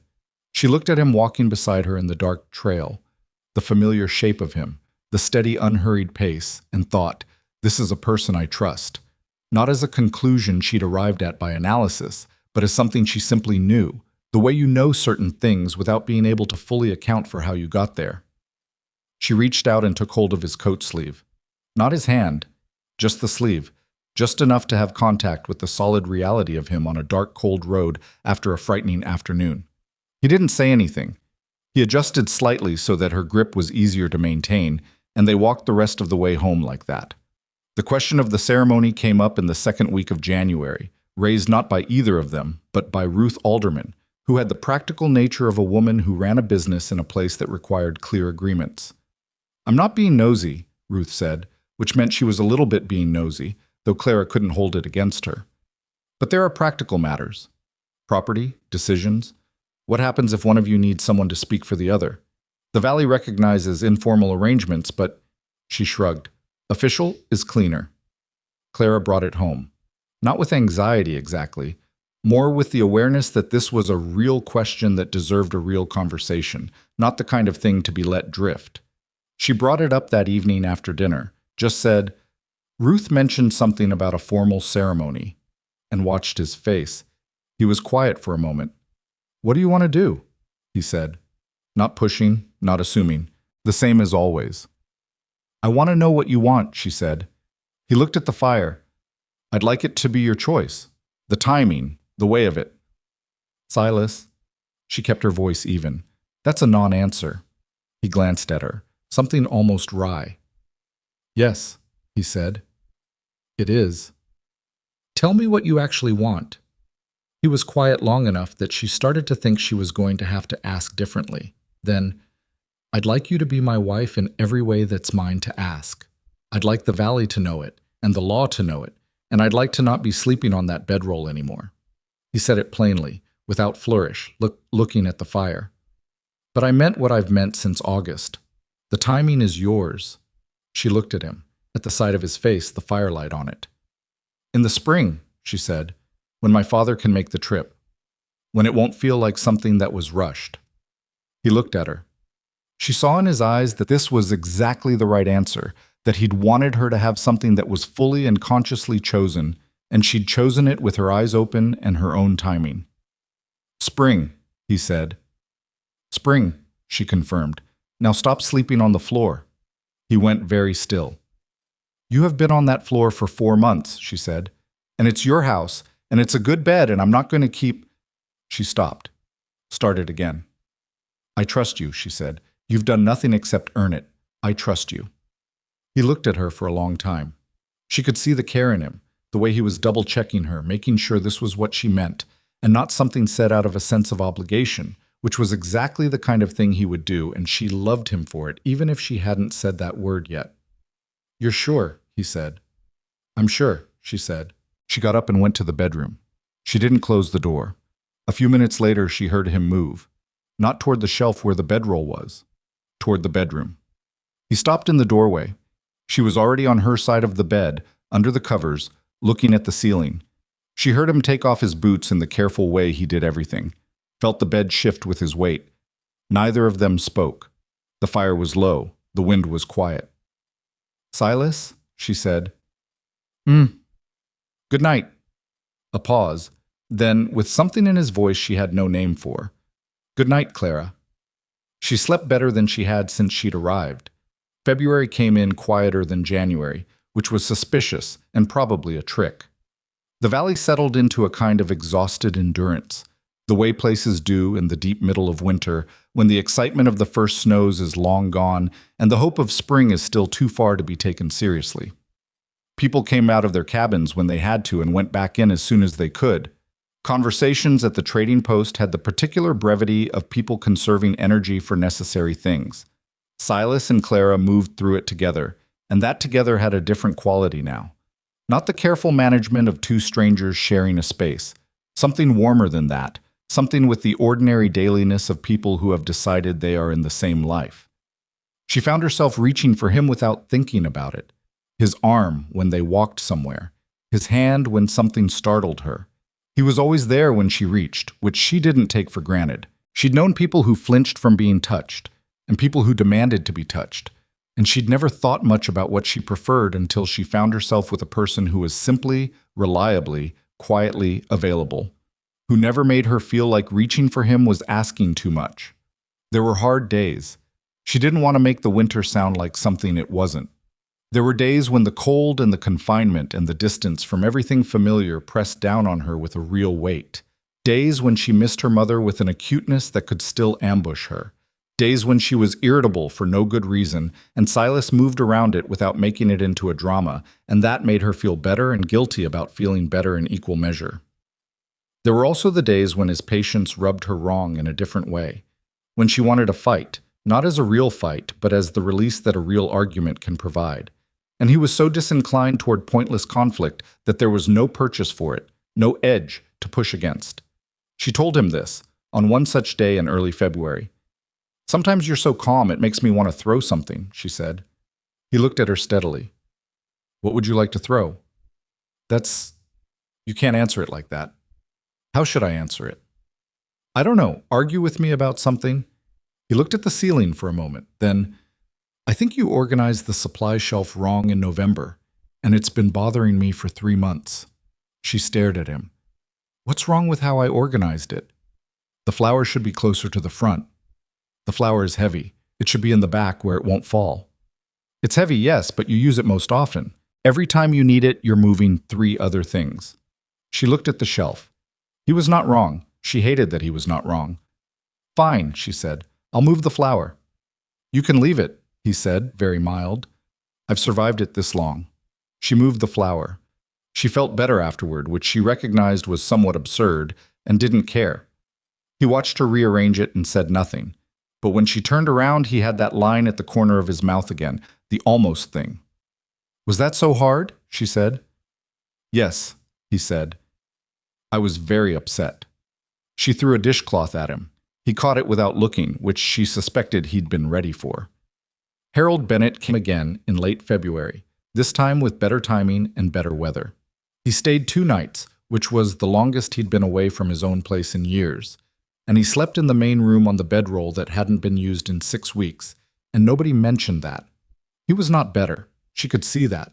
The cough was more persistent and the tremor in his hands more pronounced, and he moved carefully in the way people do when they're managing pain they've decided not to discuss. But he was present in a way he hadn't been in September. Something in him had lifted. She thought it might be guilt, not the absence of it, but the active working through of it. On the second evening, after dinner, Silas went to tend the animals and left them alone. Clara thought he'd probably planned it that way. "He did right by you," her father said, looking at the door Silas had gone out of. Clara looked at her coffee. "He did. I was afraid when I arranged it that he might be—" Harold stopped. "I talked to people who knew him. He had a good reputation. But reputation isn't character, and I couldn't know for certain, and I did it anyway. I've had to live with that." "I know, Papa. You seem—" He looked at her carefully. "You seem like yourself. The real version. I haven't seen that in a few years." She hadn't thought about it that way, but it landed with a recognition. She realized, been performing a version of competence for a long time. The capable daughter, the steady one, the one who didn't quit. She still was those things, but they weren't armor anymore. They were just her actual self, not the defended version of it. "I'm getting married in the spring," she told him. "I want you to be there." He looked at her for a long moment. His eyes went bright in a way she'd only seen a few times. He blinked it back. "I'll be there," he said. "You couldn't keep me away." She reached across the table and covered his hand with hers, the same way he'd covered her hand that day in October. He turned his hand over and held hers. "She'd be proud," he said. Her mother. "I know," Clara said. "She'd also want to know everything, and she'd have opinions, and she'd probably tell me 3 things I was doing wrong." Harold actually laughed at that, a real laugh, startled out of him. God, she would. She absolutely would. Clara laughed too. It felt like something coming loose that had been held too long. When Silas came back in, he found them at the table with the lamp between them, and Harold was in the middle of a story about Clara's mother at some age Clara had never heard about, and Clara was listening with her chin in her hand and her eyes bright. Silas poured himself coffee and sat down at the far end of the table and listened too, quietly, not interrupting, just being there, being part of it. That was the image Clara carried with her from that evening. The 3 of them at the table in the lamplight, her father's voice filling the room with someone she missed, Silas quiet at the edge of it, and the sense of something being woven back together that had frayed. March arrived with a noise. The snow didn't relent. It never relented all at once. The valley didn't work that way. But something in the quality of the cold changed. The light came at a slightly different angle. The mornings held a thin, barely perceptible warmth that wasn't there in February. Clara noticed it first, looking out the window on a morning in the first week of March. And she said nothing about it until Silas came back in from outside and she asked, "Is that what I think it is?" He stood by the door and turned his face toward the window briefly. "Yes," he said. "How long?" "Weeks yet. Maybe 6. Could be 8. He hung up his coat. But it started. Spring was still very far away. The mountain would give more cold before it gave anything else. But that thin, almost imperceptible change in the air was real, and they both knew what it meant. The world on the other side of winter existed, was coming, would arrive. Clara turned back to what she'd been doing, and there was something different in the set of her shoulders that hadn't been there before. Not relief exactly, more like orientation, the way a person unconsciously aligns their body toward the direction they're headed. The valley was starting to move. Barely, quietly, under 40 feet of snow and ice, but moving. The ceremony plans were simple because that was what both of them wanted and what the valley could reasonably provide. Ruth Alderman had offered the trading post for the gathering afterward, which was the largest space in the settlement. Clara had written to her father about the specific day with as much lead time as she could give him. Patience Holt had appeared at the cabin one afternoon with a piece of fine wool she'd been saving for something and offered it without sentiment, and Clara had taken it without excessive ceremony and said she'd make something good of it, which she intended. She was working on the dress one evening in mid-March, sitting by the fire with the material in her lap, when Silas came and sat across from her.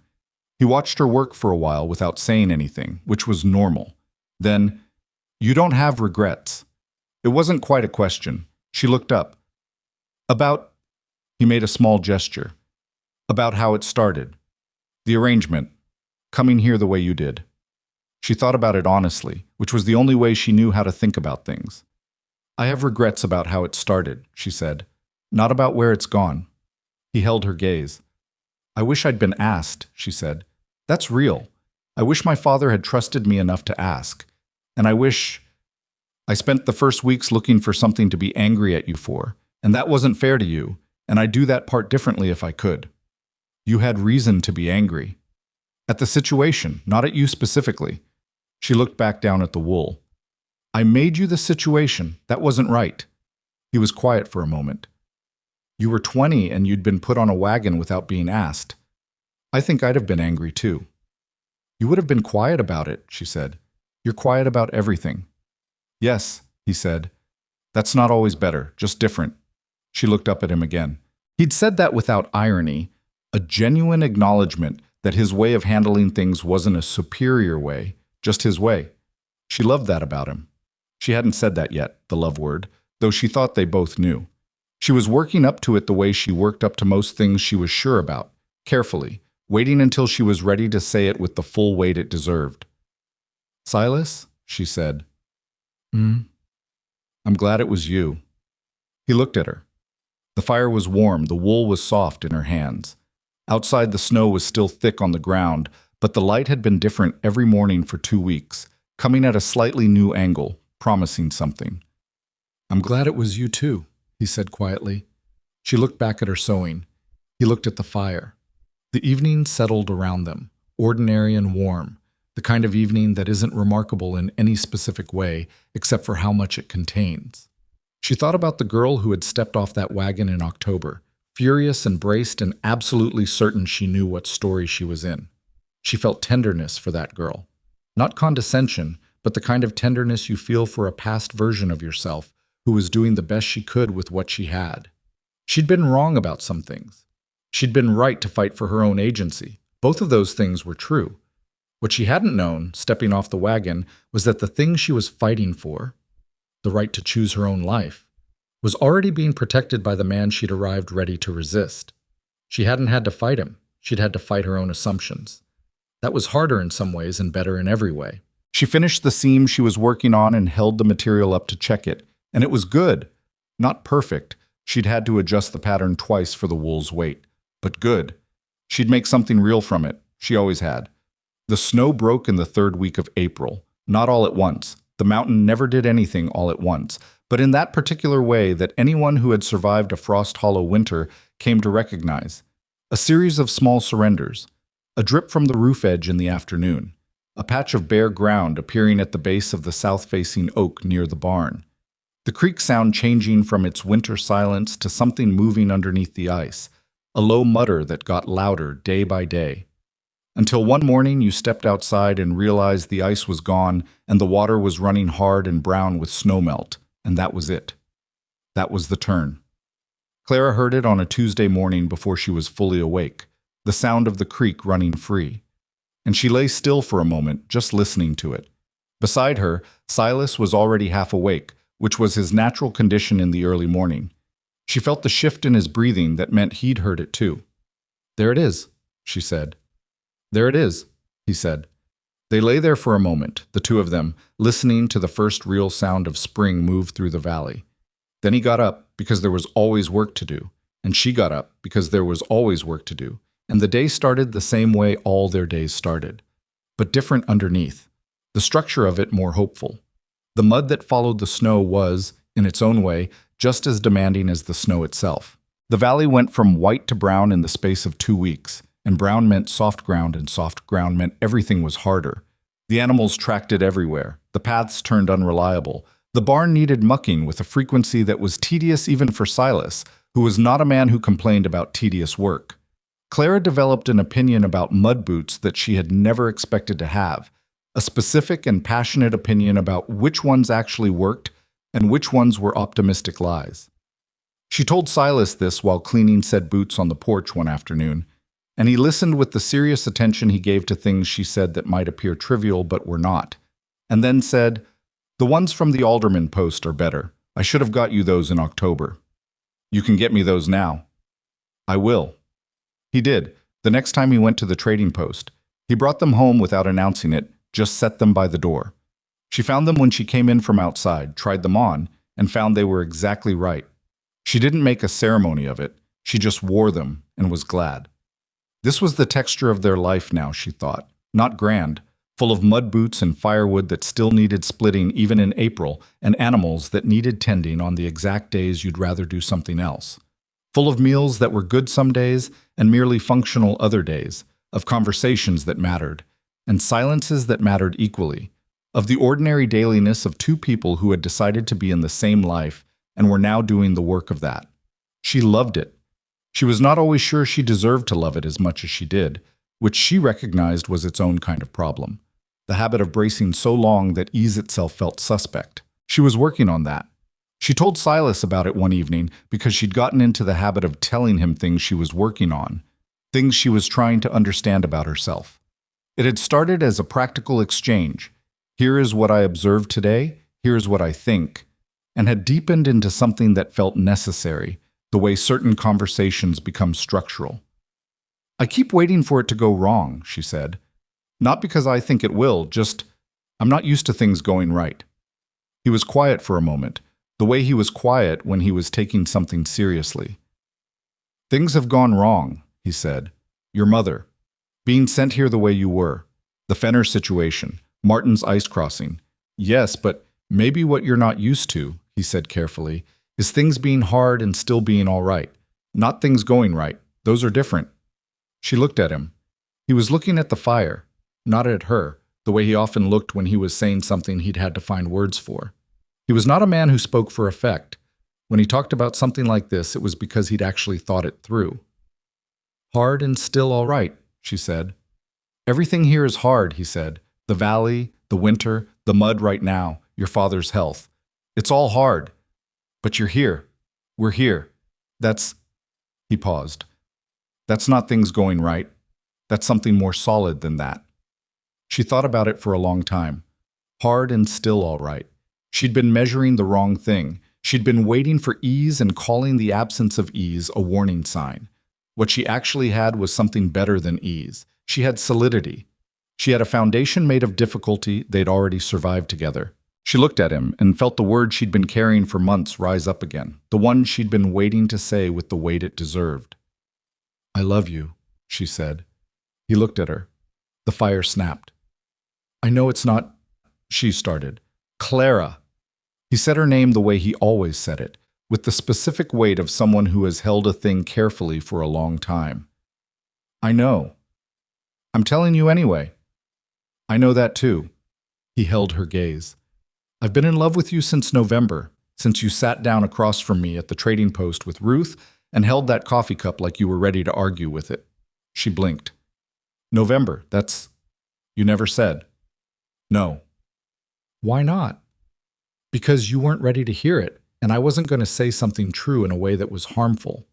He said it plainly, without accusation. Saying I love you before someone is ready to receive it isn't generous. It's just pressure with a nicer name. She stared at him. Outside, the creek ran on. The evening light through the window was the particular gold of early spring, the kind that takes you by surprise every year because you've forgotten what it looks like after months of gray. "You are," she said, "genuinely the most unusual man I have ever encountered." "You've said something like that before." "I keep meaning it more." He reached across the table and took her hand. Not dramatically, just took it and held it, the same way he held most things, with a quietness that somehow made it feel more significant than a grand gesture would have. "I love you," he said. 3 words, simple and direct, no flourish, the way he said everything that mattered. She turned her hand over and held his back. The wedding was set for the second Saturday in May, which gave the passes enough time to clear properly for Harold Bennett to make the trip. Clara had written to her father with the date in early April and received back a letter in his careful script that was shorter than usual. His hands were troubling him more. She could see it in the uneven letters, but which said simply, "I will be there. Nothing would keep me away. I am proud of you, Clara. I was always proud of you, even when I was making decisions I had no right to make." She read it 3 times and then put it with the other letters she kept. The week before the wedding was not peaceful. She hadn't expected it to be. The valley had a way of piling things up, and May was a busy month regardless of personal circumstances. Martin Fenner's barn needed a new section of roof, and because Silas was Silas, he was involved in that. 2 of Patience Holt's goats had gotten out and required recovering from a terrain situation that was more complex than it sounded. Ruth Alderman was reorganizing the trading post for the spring inventory rush, and had recruited Clara for 2 afternoons, which Clara gave because Ruth had given her things too, and that was how the valley worked. In the middle of all of it, Clara was also finishing the dress. It wasn't elaborate. She hadn't wanted elaborate. Elaborate felt like performing something for an audience, and this wasn't a performance. It was the fine wool Patience had given her, cut and sewn with care, with a particular seam at the sleeve that she'd had to redo twice because the wool had a mind of its own. By the Thursday before the Saturday ceremony, it was done, and she hung it on the back of the bedroom door and stood looking at it in the evening light. Silas came to the doorway and saw her looking at it. "You made that," he said. "I made that," she agreed. He was quiet for a moment, looking at it with her. "It's exactly right," he said. She glanced at him. He wasn't talking about the dress specifically. She didn't think. Or not only the dress. "Yes?" she said. "It is." Harold Bennett arrived on the Friday, a full day early, which was not like him. He had always been a man who arrived exactly on time, never early, punctuality being one of the things he'd treated as a moral virtue. Clara understood when she saw him why he'd left the extra day. He was moving slower than February. The trip had cost him more. He came up the porch steps with a deliberateness that he was trying not to let show, and she met him at the top and took his arm without making a production of it. He looked at her. She looked at him. "You're fussing," he said. "I'm offering my arm to an older man on uneven ground," she said. "It's courtesy." "I'm 62. The porch is uneven. Stop arguing." He almost smiled. She got him inside and sat him by the fire and made coffee and let him rest without calling it rest, which was the dignity he needed. That evening, the 3 of them had dinner. A proper dinner, the best she could make from what the spring had given them so far, which was not yet abundant but was better than February. Silas had gotten a good piece of venison from somewhere and hadn't said where exactly, which she'd learned not to push on, and she'd made it right, and there was bread, and there were the last of the root vegetables that had survived the winter in the cold cellar. Her father ate more than she expected and talked more than he had in years. He told a story about her mother she'd never heard, something from before Clara was born, a winter storm, a borrowed horse, a wrong turn that had somehow ended correctly. And Silas listened to every word of it with the complete attention he gave to things that deserved it. And Harold Bennett looked at Silas across the table with something in his eyes that Clara recognized as a specific kind of relief. The relief of a man who had taken a gamble and found out it hadn't cost his daughter what he'd feared. After dinner, when Clara was in the kitchen and Silas was bringing in wood for the morning, her father came and stood in the kitchen doorway in the careful way he stood in doorways now. "I want to say something," he said, "before tomorrow, while I can say it right." She turned from the wash basin. "I was wrong to do what I did," he said. "I've said it before. I'll say it one more time because I want it stated clearly, in this house, on the night before your wedding. I had no right to make that decision for you. You deserve to be asked. What I did was born from fear, and fear is a terrible reason to take someone's choices from them." He held her gaze. "I'm sorry, Clara, truly." She dried her hands on the cloth by the basin. She'd heard the apology before, in various forms, over the past months. But there was something about this, the specificity of it, the night before in this house, that asked her to receive it differently. "I know, Papa," she said. "I've known." "And?" She looked at him.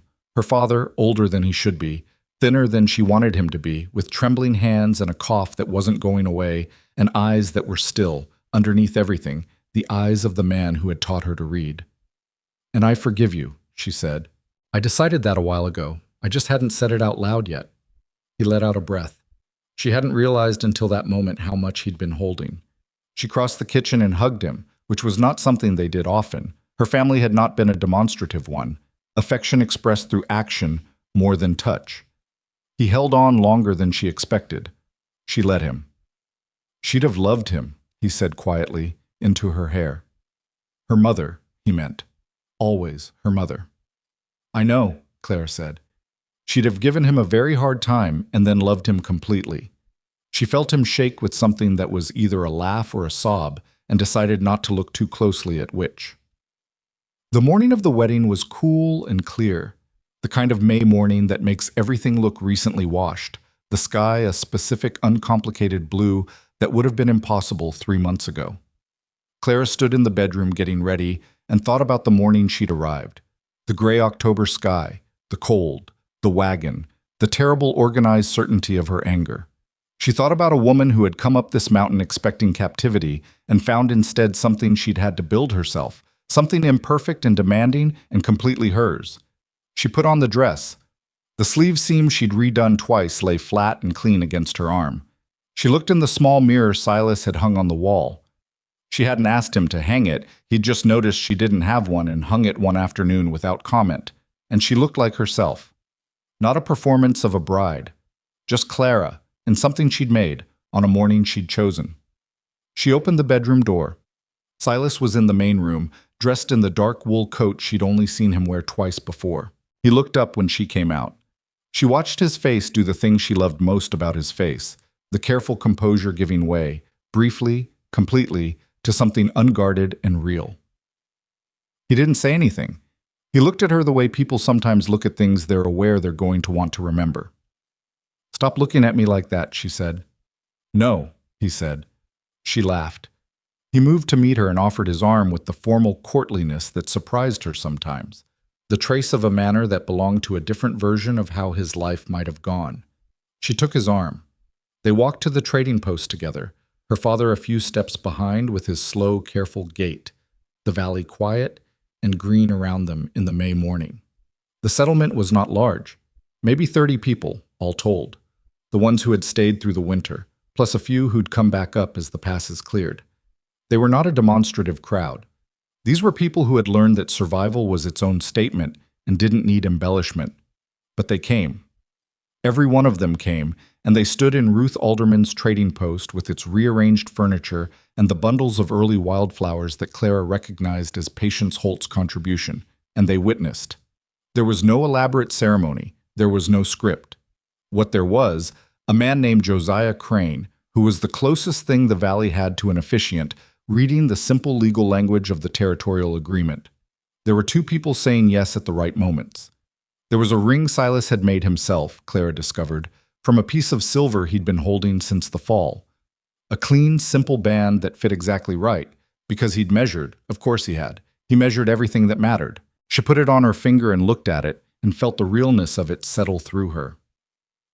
When Josiah said the words that finished it, Clara turned to Silas, and he was looking at her with that expression, the open one, the completely unguarded one.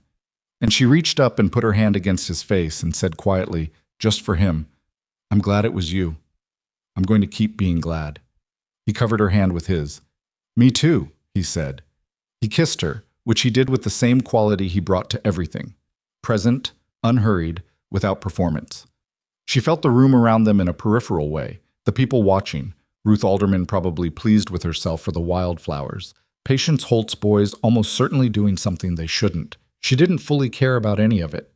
She was in the specific gravity of this moment, and she let herself be in it. Harold Bennett, when she found him afterward, was sitting in the chair Ruth had put near the window for him. He had a cup of something warm, and he was watching the room with the look of a man who is filing things away to think about later. When Clara came to him, he took her hand and held it without saying anything for a moment. "She's here," he said finally. Her mother. "She's always here," Clara said.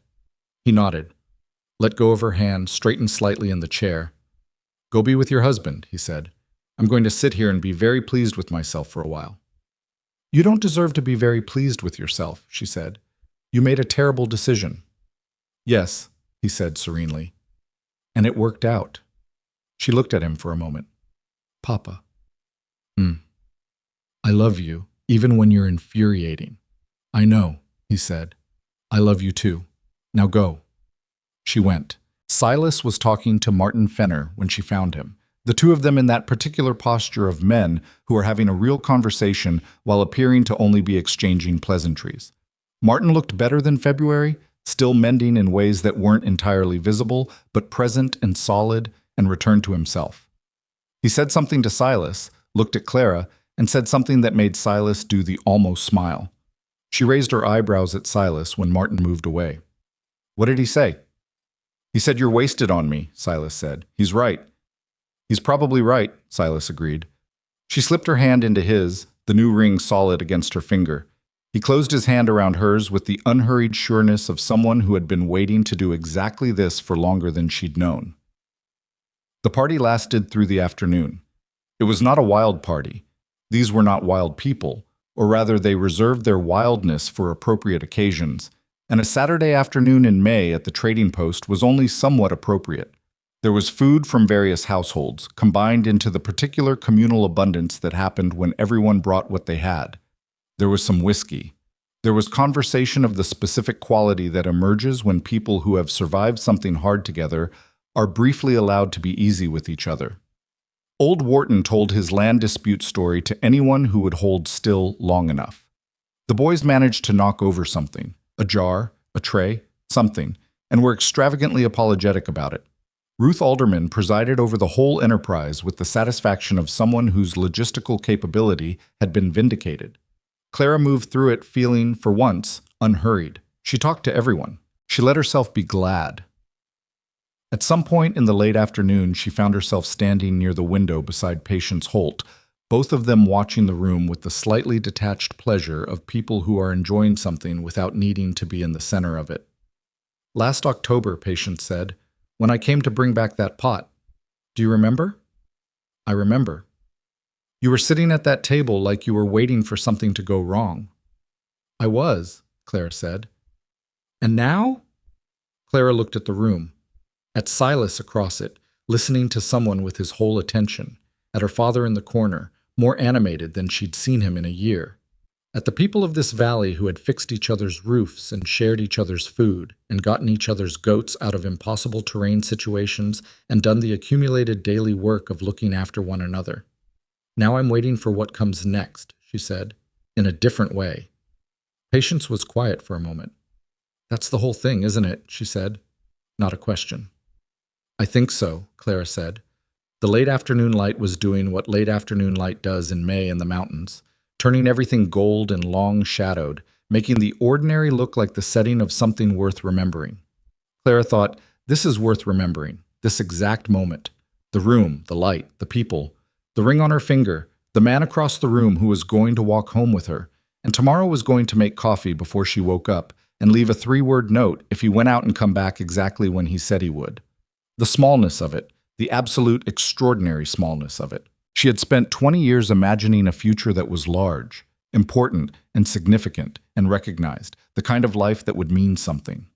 She had not imagined this. A valley in the mountains, 30 people, a cabin with firewood stacked along one wall. She had not known this was available. She had not known that meaning could be this size. Harold made the trip home on Sunday, leaving early to have daylight for the ride down. Clara walked him to the wagon, which Chet was driving again. The same Chet, the same wagon, almost 8 months later. Chet looked at her with recognition and something that might have been satisfaction and said nothing, which was the right call. Her father climbed up into the seat with Silas's help, moving carefully. He settled, took the blanket Clara handed up to him, looked down at her. "You're all right," he said. It was not a question. "I'm all right, Papa." "You'll write." "Every week." He nodded, seemed to be doing something with his face that he didn't want her to see. "Your mother," he started and stopped. "I know," Clara said. "I know." He looked at her one more time and she saw in his face the weight of everything, the guilt he'd carried, The love that had been there all along underneath it. The relief that he hadn't cost her as much as he'd feared. He was an imperfect man who had done a wrong thing for human reasons and who had had to live with it, and she had forgiven him, and he was going to have to learn to forgive himself, which was, she'd come to understand, the harder part. "Take care of yourself," she said. "The cough, I know about the cough." "Papa." "I know, Clara." He said it firmly, an ending to that thread. Then, more quietly, "I'll take care." The wagon pulled away. She stood and watched it go down the valley trail, the way she'd watched it that first morning when Chet's wagon had brought her up. The same wagon, the same trail, the same mountains around her. Everything different. Silas stood beside her. She didn't reach for him. He didn't reach for her. They just stood and watched the wagon disappear into the tree line, the same way they'd watched it in October, the same way they'd watched it every time. When it was gone, she turned back toward the cabin. "He's not going to get better," she said. It wasn't new information. She'd been carrying it since winter, but saying it out loud on this particular morning felt like the necessary price of honesty.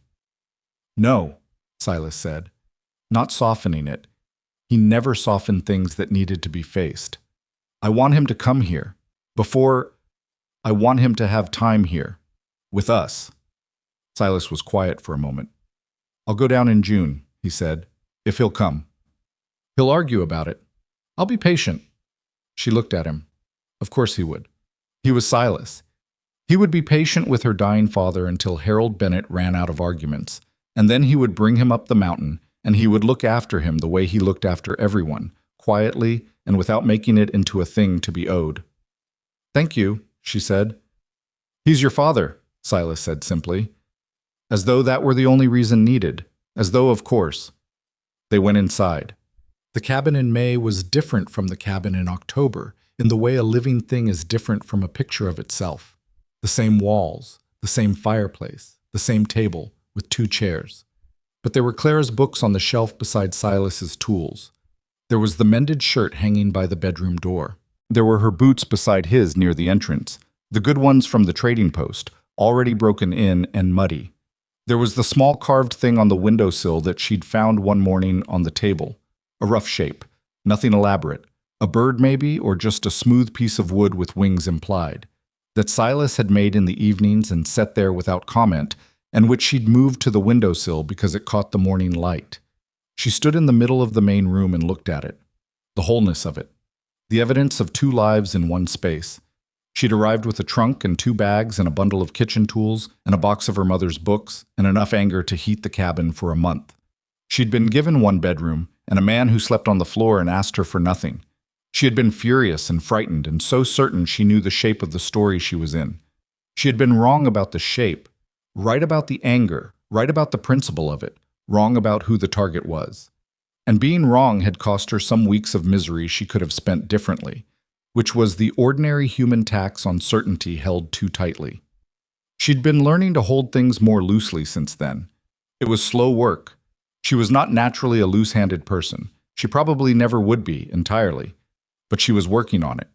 Silas came in behind her, having checked the barn, always the animals, always the accumulated tasks of a working place. He came in and hung up his coat and looked at her standing in the middle of the room. "What?" he said. "Nothing." She looked at the windowsill, the carved thing in the morning light. "I was thinking about October." He followed her gaze. "You could have left," he said, "in November or December. You could have gone back." "I know." "What made you stay?" She considered it. Not for the first time, but on this particular morning, it felt worth examining carefully. "The fire," she said finally. He looked at her. "You kept the fire built up every night," she said. "It seems small. I know it seems small, but it was evidence of something." She looked at him. "You kept the fire going and you never made me feel like I owed you for it. That was the thing, the combination of both." He was quiet for a moment. "It was cold," he said. "I know it was cold. That's not why you did it." He held her gaze. "No," he said. "It's not." She crossed the room and stopped in front of him, close. He stayed still the way he always stayed still. Not because he was uninvested, but because he understood that stillness was sometimes the most generous thing you could offer someone. She put her hand on his chest, felt the solid reality of him. "You're going to need to teach me everything about this mountain," she said. "I know some of it. I want to know all of it." "That'll take years," he said. "I know," she said. "I'm planning on years." Something moved in his face, the open expression, the real one. He put his hand over hers on his chest, the same way he'd done on Christmas Eve when she'd held his coat. "Years," he said. "Many years," she confirmed. "Start with the weather. I still can't read the clouds." "We can go out this afternoon," he said. "The clouds are good today." She laughed, which he'd been making her do more frequently and which she'd stopped being surprised by. "I meant when it was more convenient." "Weather doesn't wait for convenient," he said. "All right," she said. "This afternoon, then." She took his hand and they stood in the cabin that was theirs, in the valley that was winter-long and mud-deep and everything her life had not been and was now, and she thought, this is the thing that was always true and that took the whole winter to find. Not that hardship ennobles people. Sometimes it does. Sometimes it grinds them down to a mean and frightened thing. The mountain was not a forge that automatically made people better. Clara had seen enough of the valley's history through its people to know that. What the winter had done was simpler than that. It had stripped away everything that wasn't necessary, the way winter always does, and what was left, what had always been there under the performance of who they were supposed to be, was two people who were honest with each other, who showed up when they said they would, who kept the fires going not for credit but because the cold was real, and the people in the cabin were worth keeping warm. That was all. That was everything. She had not gotten the life she'd imagined at 20. She'd gotten something she couldn't have imagined, which turned out to be the better deal. That afternoon, they walked out into the May light, and Silas showed her how to read clouds over the mountain, which formations meant quick weather, which meant slow, which meant nothing at all, and were just clouds being clouds. She was not good at it immediately. She got half of them wrong. He corrected her without impatience, which was its own lesson. "That one," she said, pointing to a high, thin streak to the northwest. "What do you think?" She studied it, thought about what he'd said about altitude and speed and the way the mountain affected airflow. "Tomorrow," she said. "Weather tomorrow, not today." He looked at it. "Tomorrow afternoon," he said. "You're close." "I'm learning." "You are," he said.